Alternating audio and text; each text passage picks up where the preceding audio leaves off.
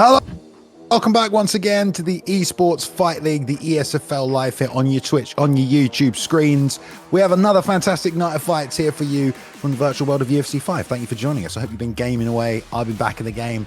Rob's been back in the game. We've all been knocking people out. My name is Bailey and thank you for joining me. I've got Mr. Bruce Lee Rob with us tonight. Rob, how are you feeling, mate? It's good to be back calling some fights, isn't it?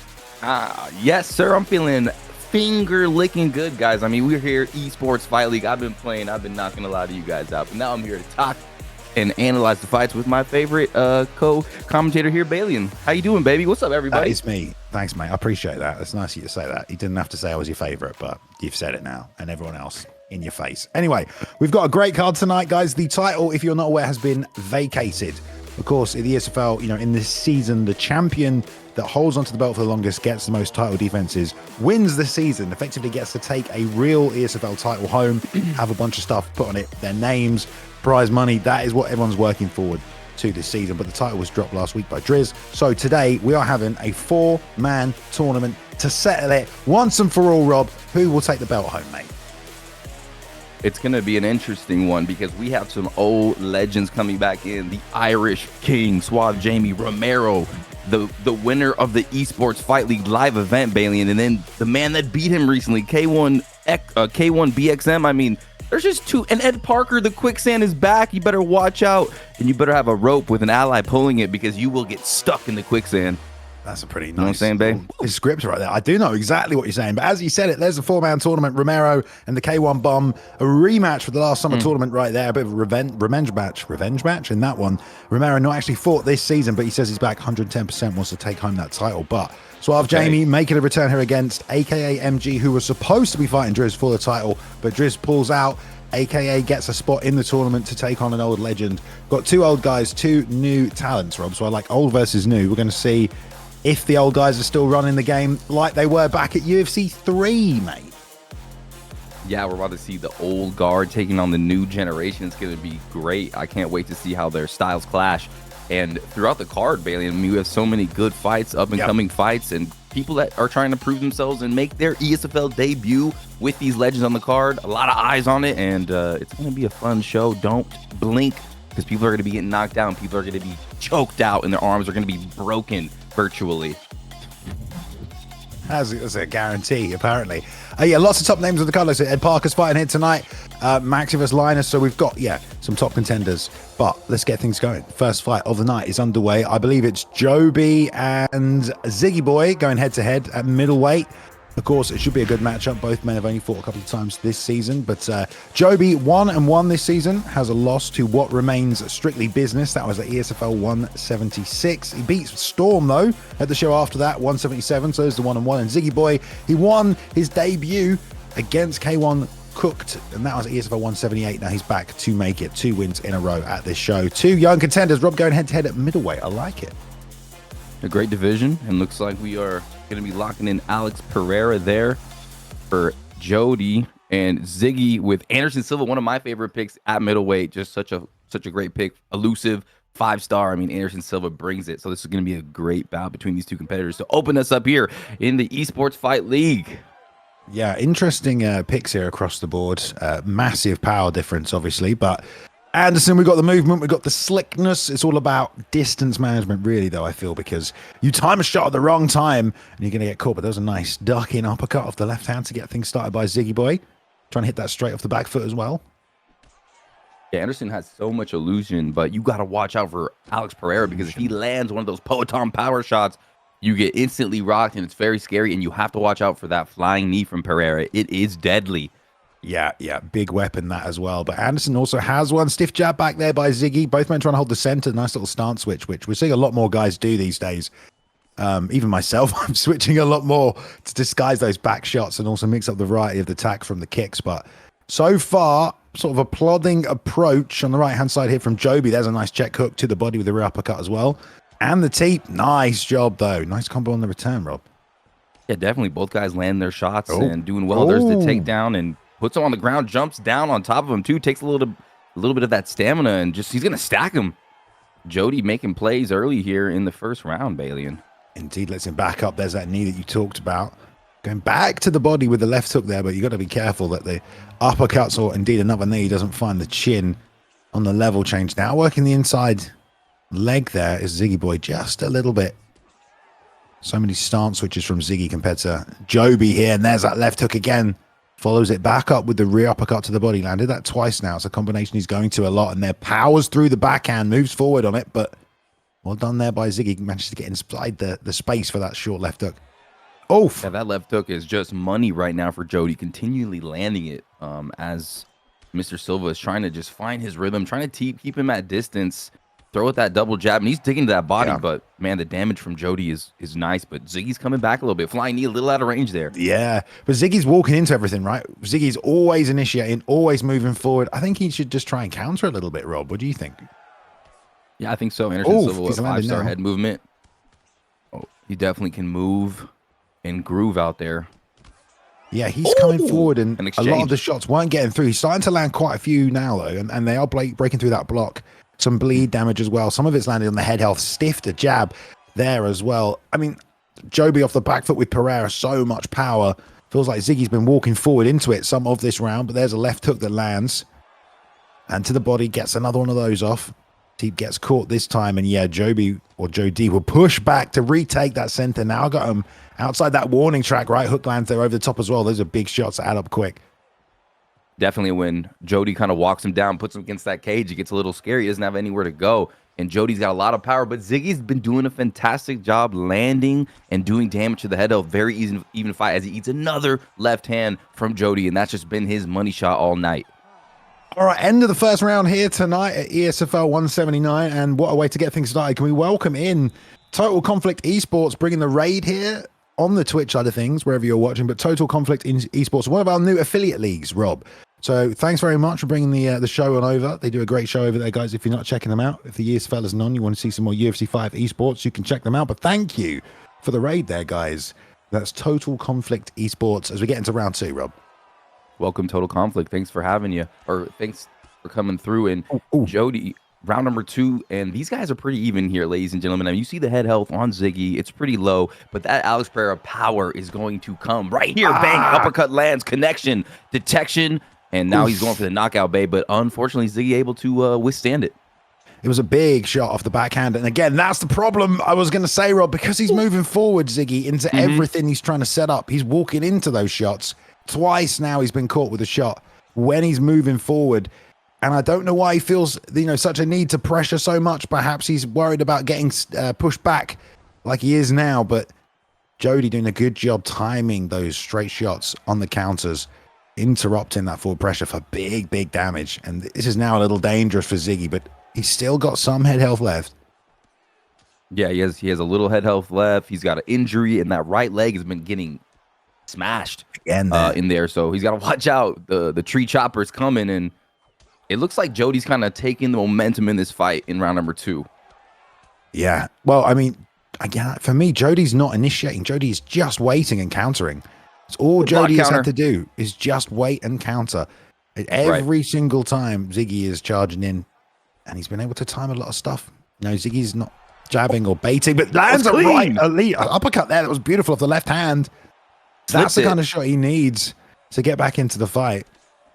And that's that head movement that you were talking about earlier, Bailey. And just a quick little slip left, uppercut connection. And that's what Anderson Silva needs. Ziggy needs to just be elusive. And now he's coming forward, throwing that, what is that, 12-6 elbow?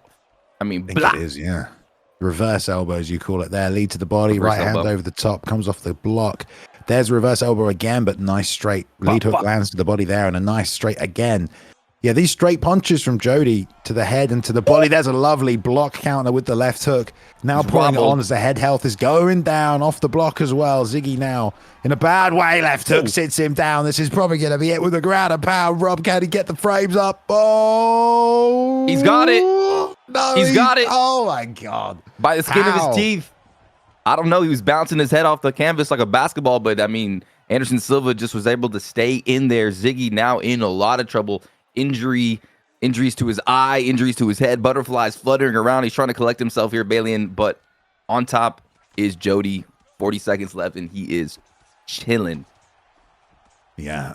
I mean, what a devastating round, though, if you're Ziggy boy, taking so much damage, getting dropped multiple times. I know the recovery stat is probably okay, but orange on the doctor's meter. I mean, this is where you really, the only way back into the fight is to land like a big counter shot and get that head movement going. And if you're Anderson Silva, you've really, really got an advantage with that. But, I mean, Ziggy's clearly a great player, Rob, but not using that head movement when you've got a pick like Anderson, who has 100 head movement, by the way, as well as untouchable, which is, of course, is the actually, he doesn't have the planted head movement, which is a little interesting because I feel like he should. He only has untouchable, which is when moving backwards and sideways, you get those slip advantages, whereas it feels like you want to plant and slip, but maybe not very boxing style. It makes sense. Either way, there's not a lot of head movement from Ziggy. He's initiating every time, you know, especially with his low health. I would be hitting and running, Rob. I don't know about you. Yeah, I think you're right. I think it would be good to stay elusive, to back up, to use that perk, to front kick, and not to stand in the pocket and trade and come forward with Alex Pereira, because that straight punch is coming and it's devastating. And now the head health is not there. He's got a glass jaw. He's brittle. Any of these shots, especially from Alex Pereira, powerhouse, is going to be tough. And he's still trying to walk him down, Balian, in round 3. He is. You know, there's pressure with the jab, but you can't move your head if you're initiating offense. Whoa. You can only do it on the defense. There's the elbow off the knee. Great counter shot by Jody if he didn't finish him in the last one. But Ziggy survives yet again. And one more time, Rob, getting countered right there with a big, big elbow. That was so nice. He went for the flying knee, slipped it, and then cracked him with an elbow. I mean, that was just beautiful stuff. Jody showing he is ready for this moment. Bang, again, another sidestep, left hook, goes to the body, digs deep. Body head, God. Nasty stuff. Oh, he's freaking out, Rob. Blah, blah. Here comes more shots. It's over, puts him out cold. Jody gets a job done, multiple knockdowns with the power of Pereira. I mean, listen, Pereira top meta right now at this weight class, 100%. Anderson's still a lethal pick, though, if played well. 5-star pick, but a great win from Jody. If you ask me, I think, you know, Ziggy coming out a little too aggressive for me tonight, Rob, in this one against someone like Jody who could just sit and land those counter shots. Yeah, I would agree. Stood his ground, had a few beautiful moments where he was able to slip with Anderson Silva and land an uppercut, but it was just all Jody who was slipping. He was the one using the side steps. He was the one using the footwork, the head movement. And every time his opponent came in, he was throwing that straight and some beautiful left hooks. I mean, it was just a dominant performance there by Jody, showing that he is ready for the Esports Fight League. And we got a new prospect, up-and-comer here in Jody. Yeah, I like it. I mean, Jody getting another win there. So, of course, that's now 2-1. You know, that loss was to Strictly Business from what remains, which is, you know, a commendable loss. It was a tough old fight, but I liked it from Jody there. Good patience and got a lot of good counter shots. Good eyes, good slips. Punished him.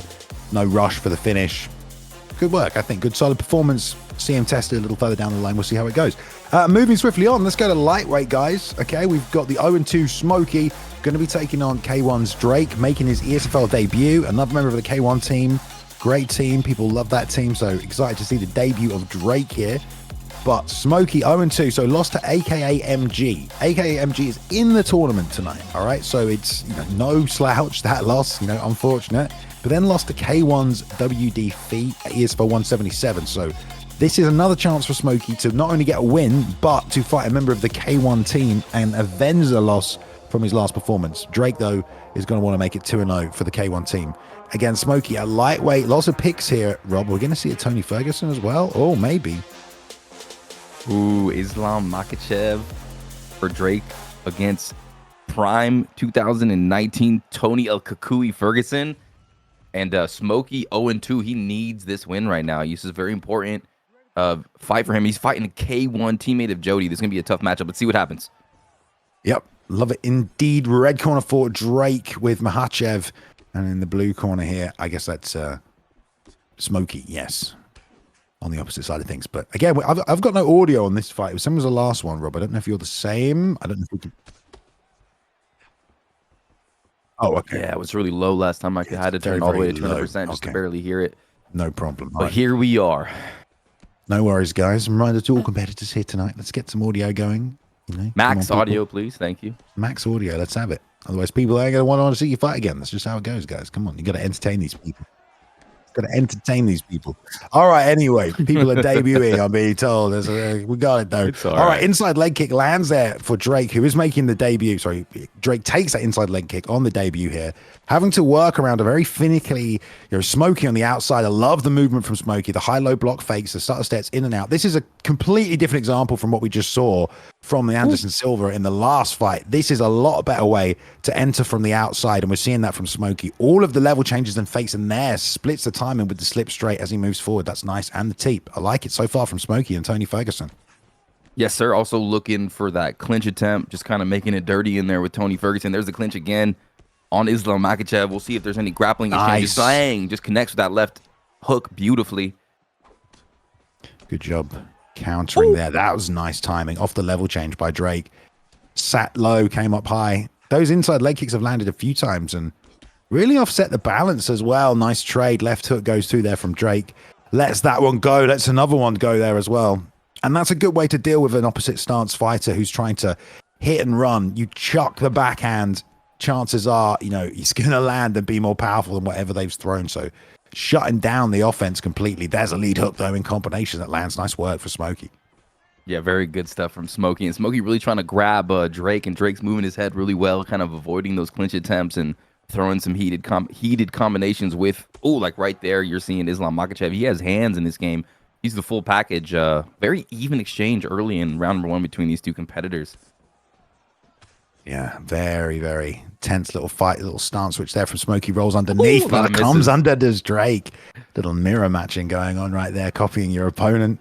Lead to the body lands, that's nice. I like the variety for the attacks here from both guys. Bailing on that assault there is Smokey. You can tell he's just trying to bait some stuff out. No elbows yet, though, which is something we'd like to see. Lots of great level change work from Drake. Second time we've seen him fake low and finish up high with the combinations. He landed the lead hook there as well. Wee! Did you see him backstep to get out the elbow? That was nice. Beautiful stuff. Beautiful stuff. And against the cage, Drake has the pressure, but eats a vicious body shot. And then the flying knee. I mean, these guys are winging. Tourney a lot, right? You can tell by the smoothness of everything Smokey's letting go. He's got some Tony Ferguson time on his controller. I actually thought the output would have been higher from Smokey there on no cap, but yeah, Drake throwing more and landing less, Rob. Yeah, 12 to 14 significant strikes. Wonder how the judges are going to score that one, but both guys doing a really good job at avoiding and being defensive and being elusive. I'm seeing some body kicks, definitely some clinch attempts from Smokey. I don't know, no takedowns, no grappling in round number 1. These guys are throwing very technically here, and this is, like you said, Bailey, a completely different fight than the last one that we just saw. Round number 2, here we go. Don't forget to make your picks in the Twitch chat as well, guys. Get it going now. Chucking the combinations. Why not from Smokey? Just looping the hooks in, winding them up. No, nice timing. If there's anything Drake's doing well in the stand-up right now with his lack of volume, it's the timing. Splitting him right there with those straights. Lovely level change. We're going to see when we're seeing it, but nice little defense there from Drake. No problem. Tries to hit him back. Goes down on the feet. Great defense. And Smokey trying to find some way to get this to the ground, and I would love to see the ground exchanges between these two, but just more jabbing and great boxing, and he loves slipping. Smokey loves that slip. Yeah, I mean, at this level, I think everybody really, the head movements come so far in terms of putting it within the skill set. Rolls underneath the elbow. Really, really nice work. Letting go. And yeah, that's the kind of stuff we need to see. Some unpredictability. Pull counter into the body shots right there, and try to rewind did Drake, which shows me he might be getting a little, not frustrated, but getting a little bit more aggressive here, and now stepping through into a few more shots. We'll see if he walks into anything. Drake, though, now jabbing that body. I'm liking this pressure, though. And another body kick. This time, Smokey able to catch it and do some damage and throw that flying knee out there, but it's just, Drake is just so elusive. Another elbow. Smokey's been doing a good job laying that elbow. He loves that elbow. Yeah, rolling underneath as well. Rolling and hitting some hooks to the body might help out a little bit to slow down and get some of this stamina back, because Drake's actually leading the stamina battle right now. But we'll see how much it actually plays into it in this fight. I don't know if we'll see the stamina be that much of a factor. There's a little bit more damage worn on the face of Smokey, just superficially. Oh, there's a nice left hand, though. That went right through. And a nice backstep from Drake trying to figure Nice. out the rhythm here. Ooh, catches him. Couple good knees off the clinch. Nice flow between all these guys. Goes for their kick there, but completely stuffed on the inside. Body kick is caught. Rotates to the fence. Let's see if he tries to dump. Pulls away. Still trapped against there. Left hook, right hand. All coming off the guard, the pull counter, but there's nothing there. Drake moves out the side. And now just 60 seconds left as a rear uppercut comes through.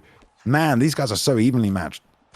They really are. Oh! You're just waiting for someone to get rocked as they're throwing power hooks and those lead elbows, rear elbows, and now Smokey in trouble. That block is getting low, and Drake knows it. He's starting to put some pressure on him here late round 2. Nice connects. Way to be consistent with it. Whoop, whoop, whoop. And he's baiting everything out now with the short touches, which is good because Smokey's overthrowing a little bit because he sees the windows there, but this is going to drain the stamina. Drake did a good job to play around a lot of that aggression towards the end of that round, I think. Very, very close fight. Yeah, good output from both men. But of course, the landing here from Drake. I'm loving that these guys are showing us the stats every round, Rob. Look at that. Yeah, that's nice. I mean, that's I'm seeing this and I'm like, oh, this is something that would just be nice every time. Come on, guys, we can do it. I know, right? They don't have the sound, but they have the stats. You know, at least one box is checked. I know. Come on. But yeah, I think the stamina is going to come into play here now. Like in the end, like the last 2 minutes of round 3, I think you're going to see Drake really be able to put the pedal to the metal and drown Mr. Smokey here as we conclude this second fight. There's a lot of left hands landing. I mean, I would maybe try Smokey switching to southpaw a little himself and then getting that lead jab working because this back left hand from Drake is firing over the top. That left hook right there, that's landed quite a few times. He could take that away if he stance switches and maybe find his lead elbow again. But this is good movement and good head movement from Smokey, whose face is getting a little red now, though. That orange is turning a little red on the doctor's icon. Nice knee to stop the takedown. Yeah, Makhachev is just standing his ground and throwing that left hook and just connecting off of a jab combo, too. It's just looking so good. And Smokey there it is. Drills him. Wobbled him. Oh, connection what again. A right hook. He down. Just touched him with the lead hand as he stepped into range. And now all of this fakes and stuff that Smokey's throwing out there, I don't think Drake's going to bite on any of it because he knows he can trade through it. Here it comes. I like the lead uppercut at the end of that jab rear hook combo. He wants the takedown, Bailey, and he wants it. He tries the backpack, gets denied. R2 held nicely. Drake just perfect defense, lands the left hook, Bailey, and he's all over him. Slipped the first shot, came into the second. Just a matter of time now. Surely the stamina's super low. Oh, nice shot by Drake off the lead hook and the straight left. And now on top, dropping the ground and pound. It's going to be over. Relentless ground and pound to finish. Plenty of gas left in the tank to do it. That's the ESFL debut of K1 Drake. Very, very impressive way to finish. Good. There was a moment there where I thought he might be getting too aggressive. And he immediately slowed it back down, started jabbing the body. And from that moment on, it seemed like he started to only snowball and take over again. So good performance early from Smokey, right? He probably did okay as the fight started.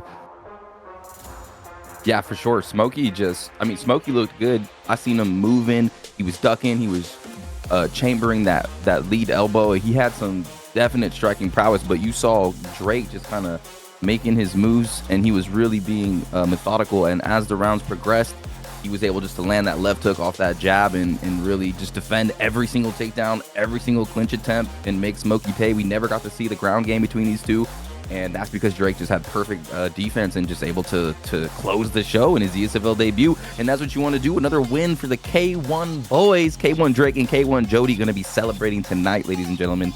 Big dubs. And Smokey here in the chat saying 0-3 dog. Reckons he's probably going to get cut. Well, we have seen Smokey take on some tough competition, but I thought Smokey was doing pretty good early. Yeah, he looked good. But it was really good composure by Drake. Again, I think Drake was the more composed guy, more relaxed, didn't rush in there when the fight started to get chaotic. And I think Smokey started off like that. He was flowing real nicely, but as it starts to get chaotic, you miss that shot, and then you see an opportunity for the next one, so you throw it, and then you miss that one, and then you start to get a little more desperate. So it seems like that may have been part of it. But all right, let's keep things moving here tonight. Fight number 3, 4-man tournament still to come in the main event to crown a new champion, but we are going back, or staying at lightweight, I guess, right now. With Amazon and Payne, a.k.a. Amazon, teammate of the man we'll see in the tournament later on tonight here. But Amazon 0-1 so far this season, lost to K1's Carinito. Is that how you say that? Carnalito. Yeah. And 0-3 in season 1 was Amazon, but trying to get some, trying to get his first win. Now 0-4 technically overall. But taking on Payne, who's 0-2 in the seasons. Look, both these guys have yet to win in the ESFL, so one of them's going to get a win here tonight, bro. Oh, this one's going to be exciting. These guys are thirsty for their breadstick, and we forgot the dipping sauce. Oh yeah, I mean, literally both these guys, their job is on the line. Okay, so this is walking papers, retirement bout. What do they call that? I don't know. All right, well, Let's go. I like the picks, guys. Come on, you got to side with someone. In Max this one. versus Islam. Max versus Max and Islam. Islam. One is going, one is staying. So Ready to fight? Ready. Damn, he's got one boxing glove on. it's the Art Jimison, Max Holloway, alter ego, but we're loving it still. All right, here we go. V Payne in the red corner, picking up that Mahachev pick. King Amazon, aka Amazon, over here in the blue corner. A lot of start switching early. Rear teep coming off. He can't kick him with shoes on, Rob, surely. Oh, left hook. He's got a knee pad on. He's got one glove. He can't grab with that left hand. This is going to be an interesting fight. And King Amazon has the striking advantage. Whoa. I was wondering when V Payne would go to the ground, and right away he wants to try to judo throw him, Ronda Rousey him, but he was ready with the L2R2 defense. It's a good job, mixing things up early, but it was well seen. I'm liking the flow from Amazon. That one glove is kind of like really deceptive, isn't it? It is. It's kind of like, whoa, where is that coming from? He's got shoes fast. on. It's all a bit different. It's all a bit alarming. To see if the composure can be maintained here by Payne, who hasn't fought yet this season. But like I said, both guys have yet to pick up a win. Ooh. It's really a case of who makes the first mistake, if you ask me, in a matchup like this. Because mistakes early are okay, but it's, after sort of the first 4 minutes, who makes a big mistake then? That could change the whole narrative of the fight. Yeah, definitely. If you get hit with a big shot and you get mentally rattled, Ooh. Your guy gets an injury, you get behind in the scorecards. Yeah, and the left hook from King Amazon, he really wants to land that. I'm thinking he's looking for that block counter, and V Payne looking for the takedown. A little out of range there. The animation set from Max Holloway is so nice. Man, that jab rear hand all night from Islam, huh, Balian? Ooh, that's a nice knee. I'm loving what Amazon's doing, mixing things up. I mean, the flow looks good. Execution looks good, but that's also just like the striking movement of Max Holloway and his animations. Do you know what I mean? Just so crisp. Payne's trying to really pressure right now with that double jab. I think he's just trying to get Amazon to react, to throw stuff out. And if you watch Payne, as soon as he hits, he's waiting for the counter. He's not swinging, over-swinging. He's not landing to see if I land damage to continue his offense. He's tagging and then immediately getting defensive. He's trying to get reactions from Amazon. Yeah, a lot of footies from V Payne, in and out movement, trying to bait out the shots. And it's Holloway just being very careful and throwing really good shots, not overthrowing. Nice. Connection. Oh nice from V. Going through the motions there. Superman comes off the guards. Payne's looking for the ball camera on the back foot here. Neither man's finding it. Lots of small damaging shots, but we're closing the first 60 seconds of this round. There's a slip left hook there. That was nice work. Just landing on the chin before he could exit. Woo! He felt the wind from his knee right there. He sniffed it. It smelled nasty. Let's go. Definitely would have felt the wind from that knee, 100%. Slicing pass. More start switches here from Payne's. Good head moving from both guys. They're being very defensive here, Bailey, and neither taking a lot of damage in round number 1. No. Good first round. I like that. We're going to see the stats. I was saying. Not taking a lot of damage. I mean, look at his eye. It's busted up. Left hook from Islam. Yeah, we couldn't really see that because he was on the other side of the screen. Right. There we go. We can see some stats. Look at that. Oh, look at that. Double the significant strike output right here from Amazon. And, sheesh. We talked about, Payne trying to pull out offense with with the significant strikes, right? That's why Payne's number's not as high. He was jabbing his way in, 1-2ing his way in, baiting out significant strikes, a lot of which miss. Holloway has that gas tank, but we'll see if that plays into it. It's going to open up options. There's a nice long 2 to get things started, though, from Payne's. Yeah, here we go. Broke his nose. Right to the face. Broke his nose with That's that one. not nice. That lung icon immediately appeared. All that talk of stamina we just had is now being changed, and we see the takedown come out straight away. If that gets denied, now we're seeing a shift in the stamina almost immediately at the start of this round. If some body shots come out from Amazon, we can buy into this strategy. If that's a late denial on that as well, it's going to drain some more long-term stamina. Maybe a little desperate here. Payne wants this fight to go to the ground, and he's showing that. And King Amazon is going to tally that, and he's going to maybe throw an uppercut, throw a flying knee. But right now, he's just trying to defend himself and just keep fighting the way he's fighting, because he's fighting brilliantly here in round number 2. I think that nose has recovered. I don't think there was any permanent damage to it, because icon is gone now. That's a good point. Payne get back on the offense. Turning side kick missed there, and there's that level change again looking for earlier. Good keeps turning it the same way, Bay. Yeah, but there's only 2 ways to do it, really, unless you can find the right moment to drive it to the cage, you know, and then you can chain some other stuff together. You could bail on it, I suppose, as well, and come into the clinch. Not a ton of options to get the fight to the ground, really, in UFC 5, but there are a few. I just know he really wants the fight to the ground right now. He seems a little uncomfortable on the feet. He's got great striking.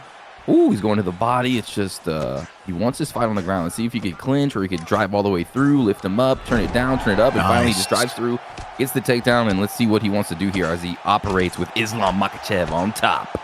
Yeah, you know, wrestle clinic. We know Islam's got that. It just means it's very, very hard to get transitions off your back, because it's easier for him to defend them on top.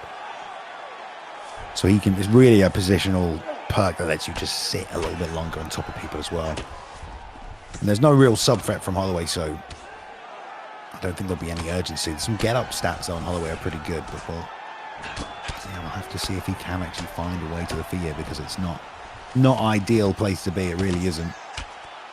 Definitely not. Islam already tried to stack him. He slices him like bread, going to that half guard. Now he wants to go into that little side control position, and we'll see. Are we going to see a submission attempt? No, just right over to the full mount, Bailey. And this is where it gets real scary. Ooh. You're going to see some bombs from Islam Makhachev. Can he defend it? Yes, he does. No real damage there. Good job from Payne. Yeah, really, really good defense right there. I mean, did a great job stopping most of this from coming through, but this is all smashing the block, and he's almost going to get it finished, and there he goes. Gets it finished, Rob. That is all you need, mate, sometimes. Bloody hell. Enough gas in the tank. And it's just a terrifying position to be in. Like, as soon as he got that takedown, Rob, he was in mount within 60 seconds? Yeah, the mount is so powerful in this game. You saw Max have perfect defense, and then he postures up again, lands a few, and that's all she wrote. I mean, damn, yeah. Islam Makhachev's got some power. It is really, really true. Like, he did do a great job defending, 4 punches? Great defense, and then immediately the reposture, and you taking shots. Like, it's how unfortunately, it's like that's how the game is. So you really cannot give up mount. Very difficult to do if you're Max Holloway against Islam Makhachev. But then again, as that's the flaw of Max Holloway, and that's the benefit of Islam Makhachev. That's what you get, man. Real tough, though. I do agree, man. There's some crazy damage from Islam's ground and pound. It was a really competitive fight up until that point. Yeah, I don't know who even won the first round. And like we said, there's a loser goes home match right there, Rob. So Payne coming out the winner. The winner, I think Amazon might be having to pack his bags. Amazon heading out of the ESFL facility, and Payne staying around getting that Z Hunter contract, and he's got to be excited about that, because you could see he really wanted that takedown the whole time, but Amazon was like, nah, I brought my left glove, I can't really grapple, and then as soon as he got him to the ground, that left glove, you can't really grab, and he's just getting his head bounced off the canvas like a basketball, and then it was, you can only get hit so many times by a powerful Islam Makhachev, ladies and gentlemen. And there it is, Payne with the win as we glide on through this beautiful event. Me and Balian in tandem. Yeah, let's go to welterweight, guys. Another fun matchup coming up. B3 Samurai taking on Henzla. Both guys 0-0 this season. Henzla making that ESFL debut, but Samurai, a bit of a veteran. 6 fights last season, went 3-3. Tons of fights in ESFL, during UFC 4 as well, of course, but Samurai is here. Season 2 debut for UFC 5. Let's see what he's bringing to the table. Samurai in the red corner here tonight, Rob. So we'll see what he's picking. All right, Samurai. He's got some experience. Ian Gary. But there he is. Ian Machado. I like Ian Machado. He's got striking. He's fast, Does elusive. indeed. Versus Shavkat. Look at this. We're getting a Long. matchup here. By the way, shout out to a mental gain in the YouTube chat. Thanks for the $2, mate. That's going into a prize pool. And let's go. Thank you to King John as well for the 200 bits. Thank you, King John. We appreciate that here in the ESFL. Here we go. Samurai pushing straight away. We've seen Samurai in a lot of fights, leading the B3 team, I think, at one point, unless I'm mistaken, against Nadia here as well, or Henzla with the super quick hand speed. Did you slip something into my drink, Bailey? Because I feel like I'm seeing weird colors here. Ooh. Okay. Samurai. Something is a little, I think oversaturated, but I like this boxing exchange we've got going on right now. Henzla deciding I want to stand here and trade that time instead. Want to use the grappling. If you are Samurai Robin, now has him against the cage, head kick defended, but he's up close, man. He's got to get out of there. He's getting diced. Yeah, and it's because you want to crowd Ian, right? Because he needs that space for those snapping shots and those kicks. On the inside with these hooks there, Samurai's doing a good job taking advantage. Just a kind of old school style, but he's taking some damage on the way in, Rob. Another big right hand clips the chin of Samurai there. Yeah, he's got to be careful throwing that leg kick up close and personal because he is eating shots because of it. But, ooh, he's kind of cracking that leg a little bit. Samurai Robin looking like Jean-Claude Van Damme trying to kill that tree. Bang. Again, there's one down the middle. Swinging back these hooks. A lot of commitment to the leg here from Samurai Robin. He's caught the kick, but he'll go into the combination on the break. Both guys are throwing a lot of significant strikes early. Samurai especially letting the gas tank, get fired up here. He is letting it burn full throttle and just going to that leg again and again. And Nay's like, okay, if you're going to throw that leg, I'm going to keep tagging you with my punches. And he has done a little bit more damage, I believe. This is a pretty even fight. Jabs him. Bailey, what are you seeing here? Who's got the advantage? Is it the leg kicking Samurai Robin or Nay for making him pay? To be honest, I think Henzla's done a good job of retaking the center and getting some space after that early assault from Samurai, who made it clear he was trying to work his way on the inside. Now he's getting caught as well at the end of these shots. That was really well placed by Henzla, and again he puts the right hand on the chin as an exchange there, but a couple more of them and Samurai's going to be on the canvas. There's a right hand again, Rob. Yeah, Bailey, he just leaves his chin up and it is, number four. He gets cracked with that right hand. Wobbling is Samurai Robin, still just dedicated to the cause, the crusade of the left kick, and finally goes high. And he's got an injury, and he's getting battered here by that right hand, He's got to be careful. Yeah, the problem is Samurai is trying to return immediately every time here. Every time a shot comes his way, he's returning. When really, I feel like he should probably try and back out and refine his timing maybe, because he can brawl. But if he's down, there we go, though. He's landing now. Yeah, maybe duck. Duck that right hand coming in and come up with like a right hand, left hand counter or something. But so far, it's Nay just in control as you see blood splattering on the chest of not Rachmanov, but it is Rachmanov. Yes, Rachmanov. Sorry, blood. Anyway, there's a nice cut there above the left eye. Don't know what that would have been from, but that's going to start to add up. Yeah, Samurai, I think, did well getting on the inside early, but he did. I don't know if we're going to see the stats. Wow, everyone's showing the stats tonight. This is what I mean. 51 significant strikes output, 15 of 51. So that's kind of what I was trying to say, man. There's a lot of volume coming out, and it's extended combinations. Lead uppercut lands there off to straight right, and that rocks him early. That right hand trying to fire through, and this time it gets blocked also as well. But it's never more than 2 shots from Henzla, who's again looking to set that right hand up. But look at Robin. He just wants to trade through it. Yeah, he's wheel kick lands. I was about to say he was in trouble, but he just busts out a wheel kick. He's swinging, but missing. Nay moving his head beautifully. Samurai now putting the pressure on him against the cage, Bailey, and he's looking for a kill shot here. Oh man, they're trading these backhands. And kill shot! I can't believe he landed the knee. Henzla is coming forward in his ESFL debut. This isn't his ESFL debut. I mean, Robin is taking it too. Henzla making his debut. He gets sat down after a really good start. Another flying knee. He wants to end this fight, Bailey, right here, right now. He's all over him. He's swarming him. Oh my God. Look at that block. It's low, babe. The block. He went into it, and then the lead uppercut. This might be it. What a return and a comeback. He slips and takes his back. Side. This is now getting chaotic, Rob. This was a nice technical fight. It's now turning into chaos. It's a barn burner, Bay. They're all over each other on top. Samurai Robin trying to figure out. He just lets him up. Half kick. Sinks it deep. Both men super hurt. Oh.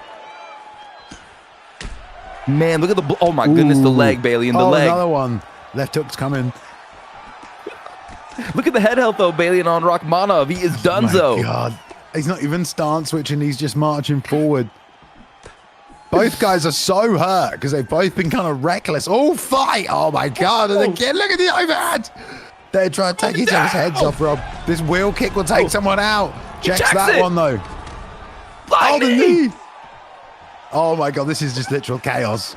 Literal chaos. They're just swinging at each other. Oh, he slips it. Lead uppercut. Slips the uppercut. Slips another one. Outside leg kick. What was him? Another uppercut's coming. Whoa. The knee. Straight, lads. He's off. What's going on? Oh, my God. Absolutely insane straight right there as well. Complete pandemonium in the second round. That leg is giving up. And then kick as well. This man will not switch stances, Rob. I have no idea why. Robin takes top position. This is a lot of ground and pound. He's on him. Flying knee, Bailey, and they're just swinging punches. Oh, he's just banging overhands from the back foot. This is maybe not a good idea. Jackson! Samurai wants to keep the pace high. He's fighting like Justin Gaethje, just trying to get him. He's going to get hit again. His block is down, Rob. He slips. That slip saved him. But can he slip again? Here comes the last shot. Somehow he slipped it. I don't know what happened there. Look at his stats, Bailey. He's lit up like a Christmas tree. Oh, he just dropped, man. He just dropped to the canvas. There we go. What a finish. Henzla, man, did not make it easy. Look at that. I mean, he had that debut going smoothly. Robin came back into it, and he just went to war with him. Man, these boys put on a freaking show in the Esports Fight League. That's what it's all about here. Putting on a show. I am full of adrenaline. My heart is pumping. That was a crazy fight. I mean, damn. That guy, May was just checking those leg kicks over and over. You looked left at the health of his opponent. It was like head health blinking, leg health blinking. I mean, he looked like a freaking road light. What am I trying? I don't know what I'm trying to say, Bailey. And take over traffic lights. You look like some traffic lights. There were so many stuns. It was like 6 stuns and wobbles. There was 4 knockdowns in that fight. There was so much carnage, just non-stop. So great contest. And fantastic win for Henzla in the debut, mate. I mean, looked smooth, but Robin was really giving it to him. That wheel kick completely changed everything. I loved all the combinations they put together. But all right, there we go. Henzla getting the win done in his ESFL debut. I'm sure we'll see what's next for him. I think everyone in chat loved that one as well. Probably fight of the night so far. So, but we've still got many fights to come, including our tournament. But let's go through to the next round. We're going to welterweight to keep things moving. ESFL 179. I can't believe that, Rob, eh? It's been a long time, and it's just getting better and better, more exciting, more exhilarating. I mean, how much better can these get? When we're going to be at ESFL 200 soon, Bailey, and how exciting. I mean, damn, dude, that's going to be ridiculous, isn't it? 200. Can you even imagine? We're going to have Brock Lesnar here. Maybe we'll get someone in, won't we? Anyway, the next matchup is K1's Cook, so another one representing the K1 team, taking on AK. So I'm assuming AK is from the team AK. Ooh, maybe not. Good guess. But again, both these guys really need to win here tonight as well. So yeah, they're looking to come out on top really, because you know that you lose an ESFL, Rob, it sits with you, it stays with you, you know, for quite a while.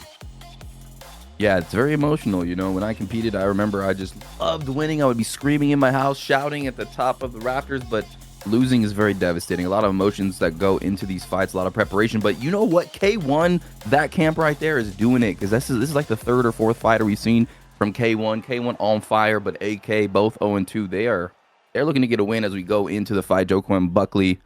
I think that was Uzi versing. Okay, yeah, Leon Edwards. Here we go, ladies and gentlemen. Let's go, Bay. Interesting style matchup, isn't it? Joaquin Buckley's getting a bit more usage these days as well. Look at the bloody size of him also. But Cook's going with the more traditional style, of course, from that K1 camp. Got that kickboxing. And yeah, we got Marcus on the other side with Buckley. Marcus, a.k.a. just AK. So we'll call him Marcus for the sake of this. Sure. Marcus grabs the leg, and now he's pushing him all the way back. Little dodge from K1. Little back sway. Lots of ping in this one, over 200, I think. So both guys are probably going to take the time to settle in a little bit. No audio again, Rob. Here we go. Thank you, boys. The ping is over 2,000. And, yeah, Cooked. Just staying back with Leon, trying to use his range. You're kind of seeing Mark coming forward and trying to land body shots and power hooks with Joaquin Buckley. Ooh. Nice shot to the body there off the lead leg. But there's the backhands. They trade him, though. Comes out on top. Does Marcus. He eats another one on the way in, though. He lost some head health himself, but landed a nice body shot as well. Definitely trying to walk down the K1 man here in Cooked. Yeah, when the ping is really high like this, I deal with it a lot. It's kind of hard to get your rhythm. It's hard to be reactive. So you almost have to change your style a bit and guess a little. You do have to guess. That is a very good way of pointing it. Eventually, you can kind of make the adjustments. Yeah. And the timing, and then everyone will. But especially early, you have to be careful you don't walk into something, and you have to be careful you don't overextend trying to punch you didn't mean to. Because you can really get yourself out of position if they're, they've moved out of the way because of this slight delay in the ping. Nice right hand from K1. K1 doing a good job kind of using his footwork to get back to the center, not being pressed all the way against the cage and pressured. Goes with a head kick. Oh, man. Exchanging. And Marcus always trying to end with that rear uppercut to the body. I think he likes that one. And Cooks gave it back to him right there as well. Maybe slightly concerned about it. Oh, ducking right hand. Got to love that. That knee just connected to the face. Round one. We're getting through round one pretty quick here. Deep up the middle. This is the distance that he wants to be at, you know? Yeah. And this is the first time in the fight he's had this distance and this space. This is the story of Leon Edwards as well, who never gets this distance from anyone anymore. But this is where he'd rather would be. Marcus kind of giving it to him late, but he was pressuring with the boxing early. That was helping him get it done, so... Yeah, and catching that kick, too. If he catches that teep kick to the body, that could be huge for him. Marcus, that is. And now just coming forward. And dang, K1 just really good at staying off the cage and staying in the middle and keeping that distance. Phenomenal job so far in round number one from K1. Well trained. The pressure from Marcus has turned down a lot. I wonder if he's worried about the stamina, maybe. Because he's really turned off the pressure a little bit in that round. And now he's getting him a little closer and ending to the body as well. It's good Muay Thai there. Respect being shown from K1 Cooked. Good round. There it is. 18 significance to 14. Looks like they've set the trend here tonight. And we are going to just be getting into round number two here. Leon Edwards, I'm not sure who's winning this one, but on the judges' scorecards, look like Leon with the more significant shots. But you got to watch out from the power of Buckley. Looks like they're going to adjust the sound a little bit. Thank you to our competitors and Bailey and back. And ready to go. All right. Second round. Mark has been pressuring a lot, trying to get that pace going. Cooked. Big swing with the right hand missing off the back foot. And again, now circling back to the center, which is wise because he's given up a lot of ground and retreating and trying to sit and load that power there. Very true. Very true. Marcus wants to land that big power from Buckley, and Cook just wants to pepper him from the outside.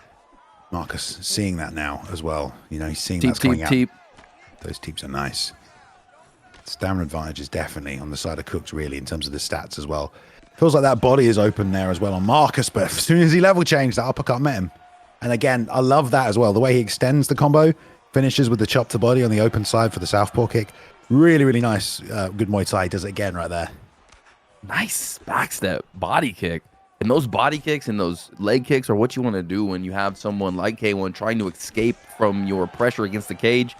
And right now, it looks like, I was going to say, going in Mark's favor, but Cook gets connected on. Oh, block counter. Man, these guys are trading now.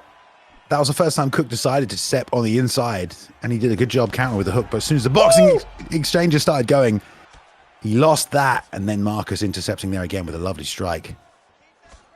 How many teeps does it take to get to the center of the Tootsie Pop, Balian? A lot. A hell of a lot. Especially because he's doubling up on them, though. They're going to help, but you wait until Marcus tries to circle, extend the combination there, and then we see the first level change attack from Cook, who ends up with the fence here. I don't know if he'll be able to complete the takedown, drags him back. Stamina disadvantage here, but it all depends how good Marcus is in this position. So to get that double leg bail back take, don't you have to have like a slight stamina advantage, like just a 5% or a 10%? Okay, so you he has do a little need bit more stamina advantage, yeah. Nice. Okay, so on top, K1 Cooked looking to maybe posture up here. Nope. Just rolls on over. Nice deny from the bottom from Buckley. this top position is obviously somewhere Cooked is probably not thought he would be when this fight started, you know, because he came out striking out that striking camp, but I'm sure he'll be content to hold this position. Really would be good if he can pass. I think he knows that. Half guard, you get more, well, you actually get some control time, and these strikes do mean a lot more, but Marcus gets back to his feet with a minute left. Good job by Marcus. Bam, leather right hand. And now it's getting kind of scary for K1. His head health is getting low, and the power from Mark, I mean, it's going to be explosive as we go into round 3. Has to be really careful. Yeah, oh, there's a left hand, though. Send that one out. Is there going to be a second teep? We're going to see a pivot. Would you like to see K1 Cook do more body kicks? Or is the pressure too much from Mark? Because the teeps are landing beautifully. The teeps are, but I think at this point, you know, if you go to the well too much, yeah, you know, he might get red on it. But I agree, though. The body work is good. It's just off the back foot. You know, sometimes the best way to stop that pressure is just hit them with that straight. Because sometimes you throw a roundhouse off the back foot and people just smash you in the face, right? They just step right through. Yeah. I think starting a combination with a roundhouse kick in this game, or like just starting with a straight roundhouse, is very rare. Usually we jab, or we go 1-2, or we go 2, or we go hook. Because to just throw it, so many people can just step through and just counter you. But if you can get the distance right and just launch it, you can do massive damage. Like the switch kick, especially, if you can just get that distance right. Yeah, if your opponent, if you guys are like standing at that neutral range, a little bit out of that boxing range, you could like just land that lead kick or that back kick, or when they exit too, I do it a lot. But yeah, you do. It is scary because they can just step in with a hook, especially with Jocm and Buckley. I mean, that's very powerful. It's interesting though because the judges' scorecards are saying that K1 is winning this fight, but it seems like to me during the eye test that Mark is winning this fight with the damage to the head. Well, he got on some top time, didn't he, as well? And there was the rock sequence. I can't remember who knocked down who. I know both men got rocked. Big elbow right there. Marcus really staying in tight now. He wants this boxing fight. Cooks does a great job circling, though. Look at that. Back to the center. That was really subtle. Gets that teep off. There's no way he's going to double up on it now, though, the amount of times he's gone to that. No head kick attempts, really. Recently as well. Good job timing that. If he can't complete this. Wow, he couldn't. Man, decides to go for the takedown and not a shot off the duck. But the duck was why he was able to defend himself. And now he's going on top, trying to drag him down. But he's got a big stamina disadvantage here. We'll see how Mark deals with this. Scary position, though, for Mr. Marcus. Nice. He's got the stamina advantage, so he was able to turn him like that. That was beautiful animation. Really, really good work. Didn't panic either, especially in that position. I think he knew when they hit the mat, okay, I've got the advantage here. I just need to take my time. And he waited and found it. And we've got 3 minutes. He wants to straight back to the feet because I think, he might be concerned he needs to get a finish. He's taunting him, Bailey. Ooh, nice. It's interesting. Left. Oh, there's a left. Oh, man, they're trading those backhands. You got to love that. Trying to power through the uppercut, left hook, lead hook. Marcus trying to throw it through. Man, the head health really low on Cooked. If Marcus can just land one more counter shot, if one of these guys gets a block counter, there's a left hand, another one puts it behind it. The uppercut sits him down. Marcus on the back foot with a ground power coming on top. This is his moment. Doesn't get the finish, does Cooked. But wow, man, it's a crazy sequence with 2 minutes left. And on top, this is a really good spot for Cooked. Yeah, Cooked needed that. Mark was walking him down. Cooked's block was blinking. He had no defense, really, and it looked like Mark was going to try to finish him, and he just connects and detonates on Mark, and now he's on the ground and pounding him, and he could be up 2 rounds right now on the judges' scorecard. So Mark really needs to find a win here in the last 1 minute and 20 seconds, Bay. It's going to be really tough. He needs to bring those wheel kicks out. Oh, smashed him with that uppercut, but Cooked with the inside knee tap takedown. Beautiful job by Cooked. I mean, that's hopefully securing a win, you would think, in his mind, though. You know, he might not get it, but I do like it. Yeah, that was cheeky. That was cheeky, as you would say, huh, Bay? I mean, he knows he's going to get that win if he goes to the judges' scorecards. Most likely, Joquan Buckley is full of steam. He wants to come forward and land that bomb. K1's block is diminished, and that's just what you want to see from an esports fight league competitor. Maybe not the most exciting, but, I mean, that's a win right there. Oh, 19 seconds! Didn't even need to build any momentum. No struts to set it up. Just hit the get up. Straight pull counter. Oh, beautiful elbow. Now a combination to flurry and finish. He rolls under to stay on the feet as we will go to the bell with a wheel kick at the end. But what a freaking fight, Rob. I mean, that was super close towards the end. Yeah, that was really brilliant because he was using the aggressiveness of AK against him in the third round. He kind of knew this guy wants to finish me. He could finish me, and he really like stayed composed and destroyed him because of it. I mean, K1 Cooked led him into those traps and just detonated on him. That was beautiful. In the judges' scorecards, what are we seeing here, Bay? There it is. 29. Wait. Wow. Leon Edwards. So Wait, what? They were all over Okay, the got place, those scorecards. Leon I mean, won, like Leon some won. judges were scoring the fight Yeah. one way or the other way. It just shows you how close that fight was. Wow. But Cooked gets the win there. K1's Cooked gets the victory over AK Marcus. Hard fought fight. You know, both men took some damage. Tactical battle as well. Both men had to kind of like really try and find their openings, what shots were going to work. But I thought both men did great in that one. And now we're ready to keep things moving. We've still got this 4-man tournament as well coming up. Ooh, moving into another matchup here at lightweight. We like it. So K1's Vuk will be taking on WYD Fee. It's always hard to say every single time. Wild Fee or just Fee. But Fee coming in as a late replacement here, Rob. Taking on what remains of Vuk. We've seen Vuk fight for titles and things like that as well. He lost to MTJ. Then he lost to Smudger. But 8-3 in season 1 was Vuk. So he wants to get back on a winning streak. 1-2 so far this season. Looks like he's up against it though. Locking in Islam Makhachev, possibly against McGregor here with Fee. Oh, looks like it's going to be. Here we go. And everyone in this game is getting so much better, but Vuk is a standout here, 8-3 in season 1. WYD Fee is going to have his hands full, but as a last-minute replacement, I feel like sometimes you either have no pressure or the world seems like it's falling down when you're in the Esports Fight League. And here we go. We have the classic striker versus grappler matchup, and WYD Fee on the right, and Vuk Gaming as Islam Makhachev. And this is going to be a great fight, hopefully. We'll see if Vuk decides to go to the ground or if McGregor can stay up or if they just want to scrap. Here we go. Yeah, I mean, complete opposite picks, right? I mean, Islam does have the striking, but McGregor has so many good perks. If you can execute his game, and the rear uppercuts to the body will sap that energy. Vuk, incredibly experienced, though, and Fee with the McGregor pick, it's short notice here, so the question is, though, his takedown defense and grappling is going to get tested at some point. 100%. Vuk is a very, very skilled. He's got all the tools and the abilities here. He trains hard, veteran of the game, and this guy's a last-minute replacement, so WYD has his hands full, but so far doing pretty well. There's the clinch, and he's going to frame him down, Bailey, and just throw knees and push him against the cage. Yeah, really going to take a ton of retail space inside the cage. Starts to slide back to set up distance for the left hand, but it doesn't really land. Hand plant roundhouse. Doesn't really land either, but that lead hook did. Touch and go. These guys are really sliding around so quickly. It's kind of making me a bit dizzy. Yeah, look at that. I agree. It's hard to see even what the heck is going on sometimes with the body shots. You're seeing WYD kind of focus on that body shot and diminish that stamina and then lands that head kick. I mean, he's all over him right now, Bailey. Yeah, both guys really working each other's high, low, up, down. Applying the feet, looking for the rips. Nice job with the slip there from Fee. And again, Vuk steps forward and gets tagged. Look at the speed in that combination. Great job just piecing up the head health. This is best case scenario for Fee. Do enough damage early to try and get yourself in the fight late. And he's done a fair amount. But Vuk still pushing forward. Gets tagged there, though. This has been a fantastic round for WYD, just landing body shots, taking that stamina away, the spinning hand plant to the body, and WYD having a good first round here, folks.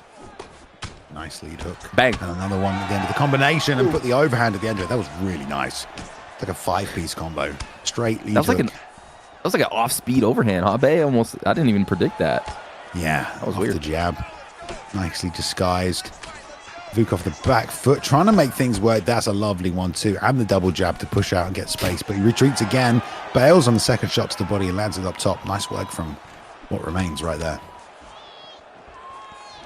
WYD standing his ground with Conor McGregor, loving those body shots.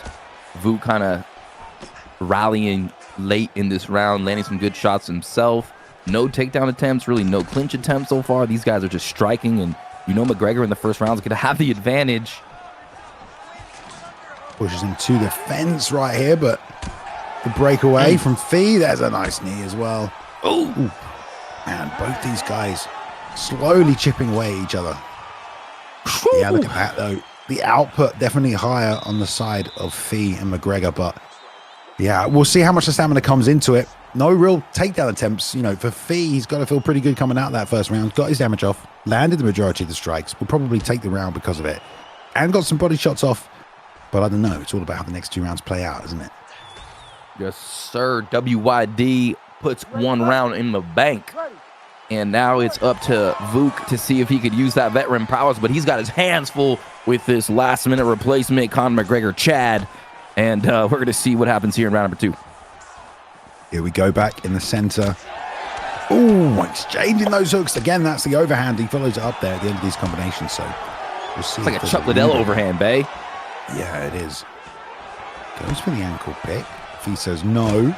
Clashing again there, and these guys are match for match a lot of the way here, almost mirroring each other a lot of the strikes. I like the head movement from Fee because he stays in the pocket looking to throw back after he slips. There's the overhand, breaks through one more time.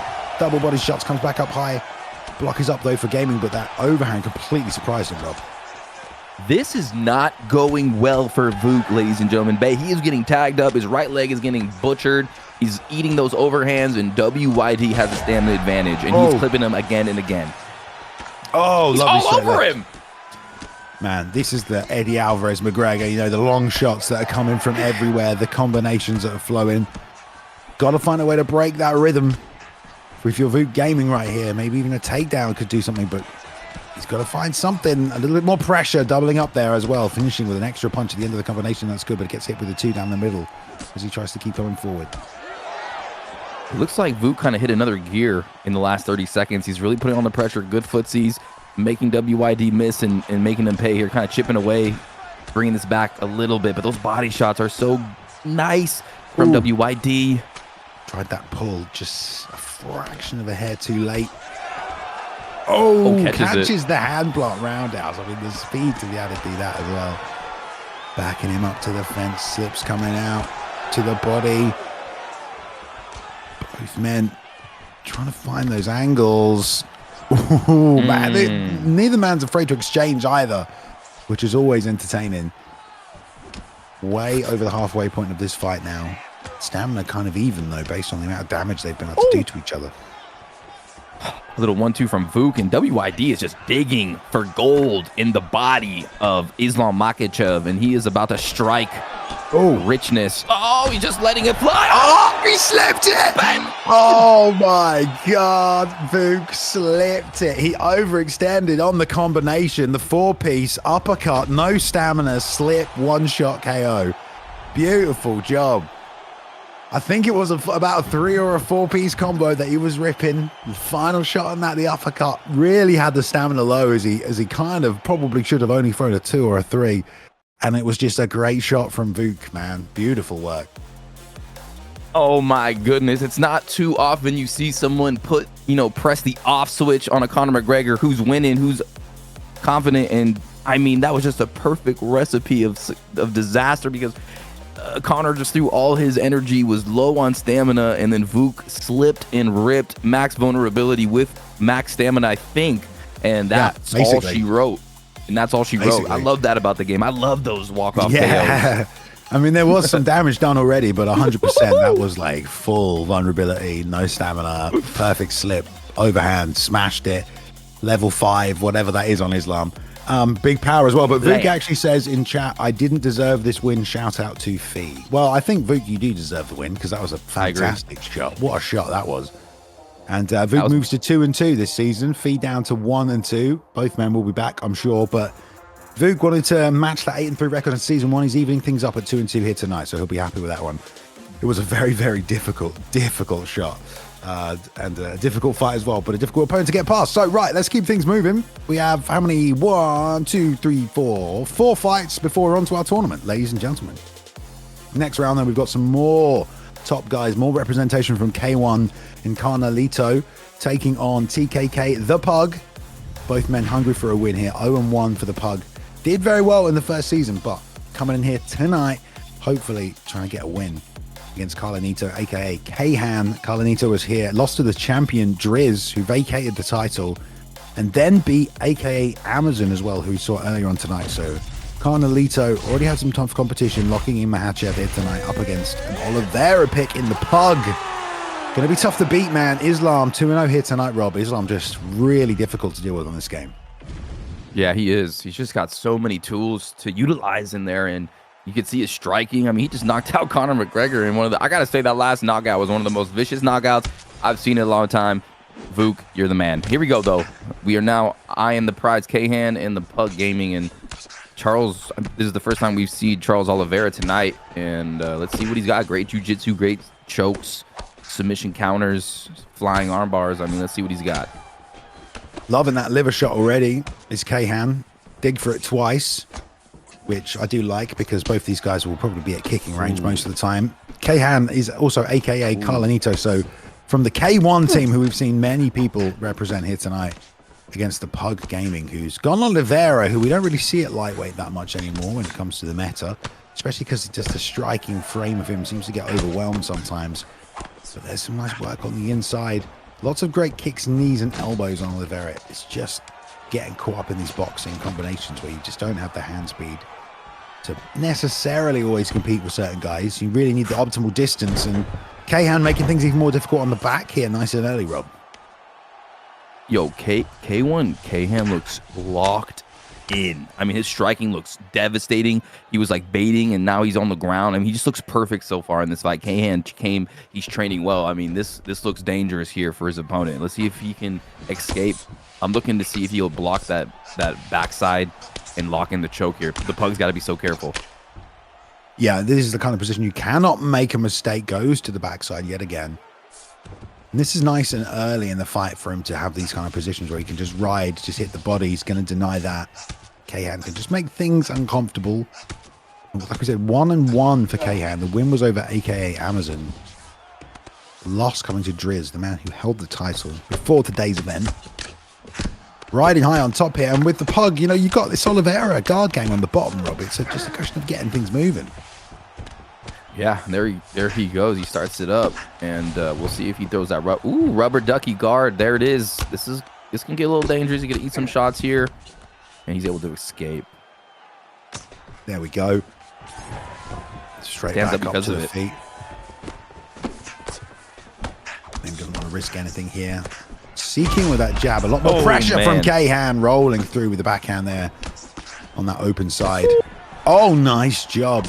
Didn't really land super flush. That did, though. Big damage, and now going for the trip as well. I'm surprised the knees didn't come out, but really, really well timed. And I feel like those are the exact shots you've got to throw with Oliveira. You can't really usually compete just like going strike for strike, setting up your combinations. You've got to find the timing for the knees, the elbows, the big shots. Yeah, for sure. And that flying knee definitely, you know, kept Kahan off him for a little bit. But you're seeing Kahan stand right in the realm of the Pug Gaming, daring him to strike, daring him to clinch, and he's just countering him again and again. But right there, he gets taken down. Good job by Pug. Tries to upkick him, denies or defends against it. And we're going to go into round number 2. These two are fighting at a very high level. I think Bailey and Kahan is on fire. It's going to be tough for the Pug to beat him. It's going to be tough. I think so, too. I think also the picks, dude, like, Makhachev is a really dangerous pick. Can you think of someone you'd counter pick Makhachev with? Habib? I was thinking Habib, Prime Habib, Alter Ego Prime Habib. Prime RDA. You'd sort him out. How about Dustin Poirier? I'll beat him with Dustin Poirier. Poirier could all definitely day, get it all done day. because you can. It's about being able to deal with the pressure. Yeah. The pressure that will come with a player like Islam who's going to want to pressure and wrestle. And for Oliveira, you can't deal with pressure very well because you need space. You need that long frame. You can definitely deal with it 100%, but it's harder because you have to time all of these extra shots because you can't just scrap when he comes close like you can with Poirier. But I do like the idea and the thinking in that. Let's see what we've got, though, from the back foot. Nice clinch attempt here, mixing things up.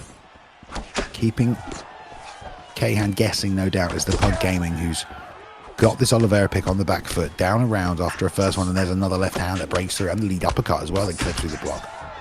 Oh man, the pressure is just eroding Pug right now, and you're seeing the jabs, the jab feints from Kahan, and he is all over him. Beautiful back step. I think the Pug needs to get out of there and get out of this boxing range and use those kicks.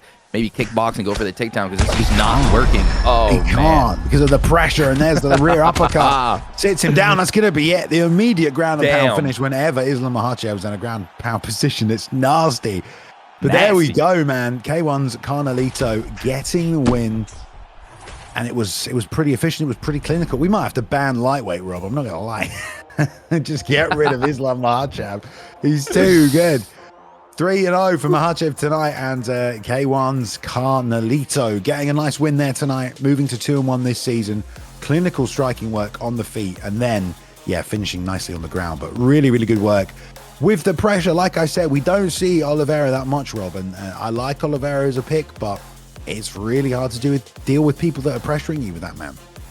Yeah, definitely. And watch out for K1 Carinito, guys, because that dude is built a little different. I mean, he's going to come and he's going to put some pressure, and he's going to be matched up with another striker of his caliber. And I cannot wait to see that in some future esports fight league events. I'll be keeping my eye out for Mr. K1 Carinito. Hell yeah. All right. Well, let's move to bantamweight. Got plenty more fights to come here tonight, Rob. Before we get to the 4-man tournament, Versestyle taking on Jucm. Going to be a great matchup, this one. Cannot wait. Bantamweight, we're going to mix things up. Haven't been to bantamweight yet.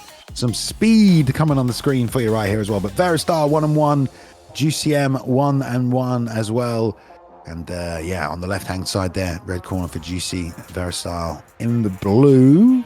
Treehouse was Juicy's last loss. Also beat Elite King in that debut as well. But don't forget that Versestyle is the owner of our new affiliate league that's joined us today, the Total Conflict League.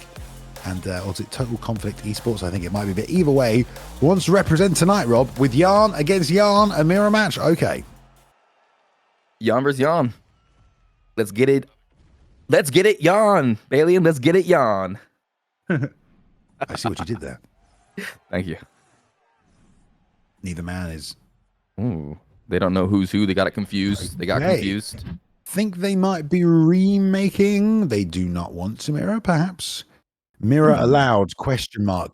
We don't usually have rules against mirror matching just because it's quite hard to enforce, right? If you say no mirror matching, it's like, well, who picks first? Well, you flip a coin. Right. Well, now we have to flip a coin before every matchup. Do you know what I mean? So we usually allow mirror unless it's a specific tournament rule set. But apparently went the wrong pick, says Versestyle. So there we go. Jucm making the wrong pick. Didn't mean to pick Yarn. Maybe got him confused with somebody else. You know who's Yarn look like? It's getting intense in there, Bailey, and a lot of pressure on these neurological athletes. And here we go. Ooh, Sugar Sean is a nightmare. Bringing back an old reference there, Rob. With like neurological athletes. Little Robin Black, baby. Little Robin Black reference. That was a treat commentating with him that day. I mean, we've had some crazy people up in here. I remember when Dragon did the mic interview. Oh yeah. Oh my god, dude. The good old days, man. But now we're here. Let's get it.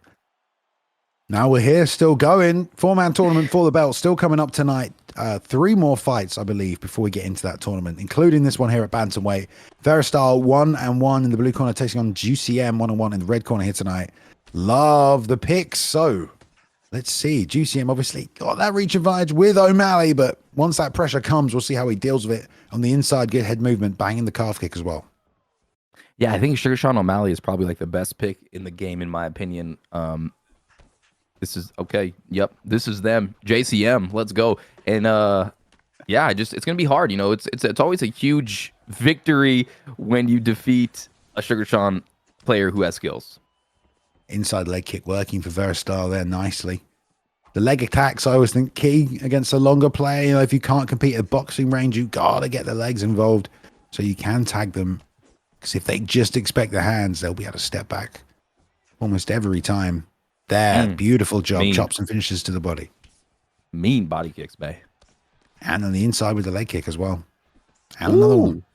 He keeps going. Now he's going to start forcing Jucm to come forward and hopefully close that space. And then Versestyle maybe be able to get their hands going a little closer now because that gap's closed. I love the way he's just chopping that calf, Rob. Won't leave it alone. He's slicing it like an orange, trying to get some vitamin C out that calf. Here we go. Stiff straight one more time. Lead body kick. We've had so many quiet fights today, Rob, haven't we?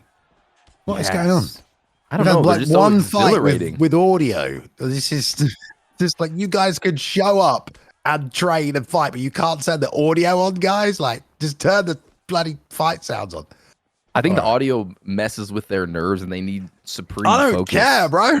People, Yeah, right. people- There's rules and people watching regulations in the ESFL. Darn it. People are watching this at home. All right. For real.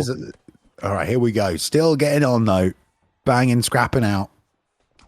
Nice checks on the outside. As both men. I mean, this is a very evenly matched fight right now. Lovely work with the left hand from Versestyle. Landed twice and switches stance, but immediately gets caught twice with the backhand in return. This ain't MTV Silent Library. Come on, boys. Versatile pushing forward.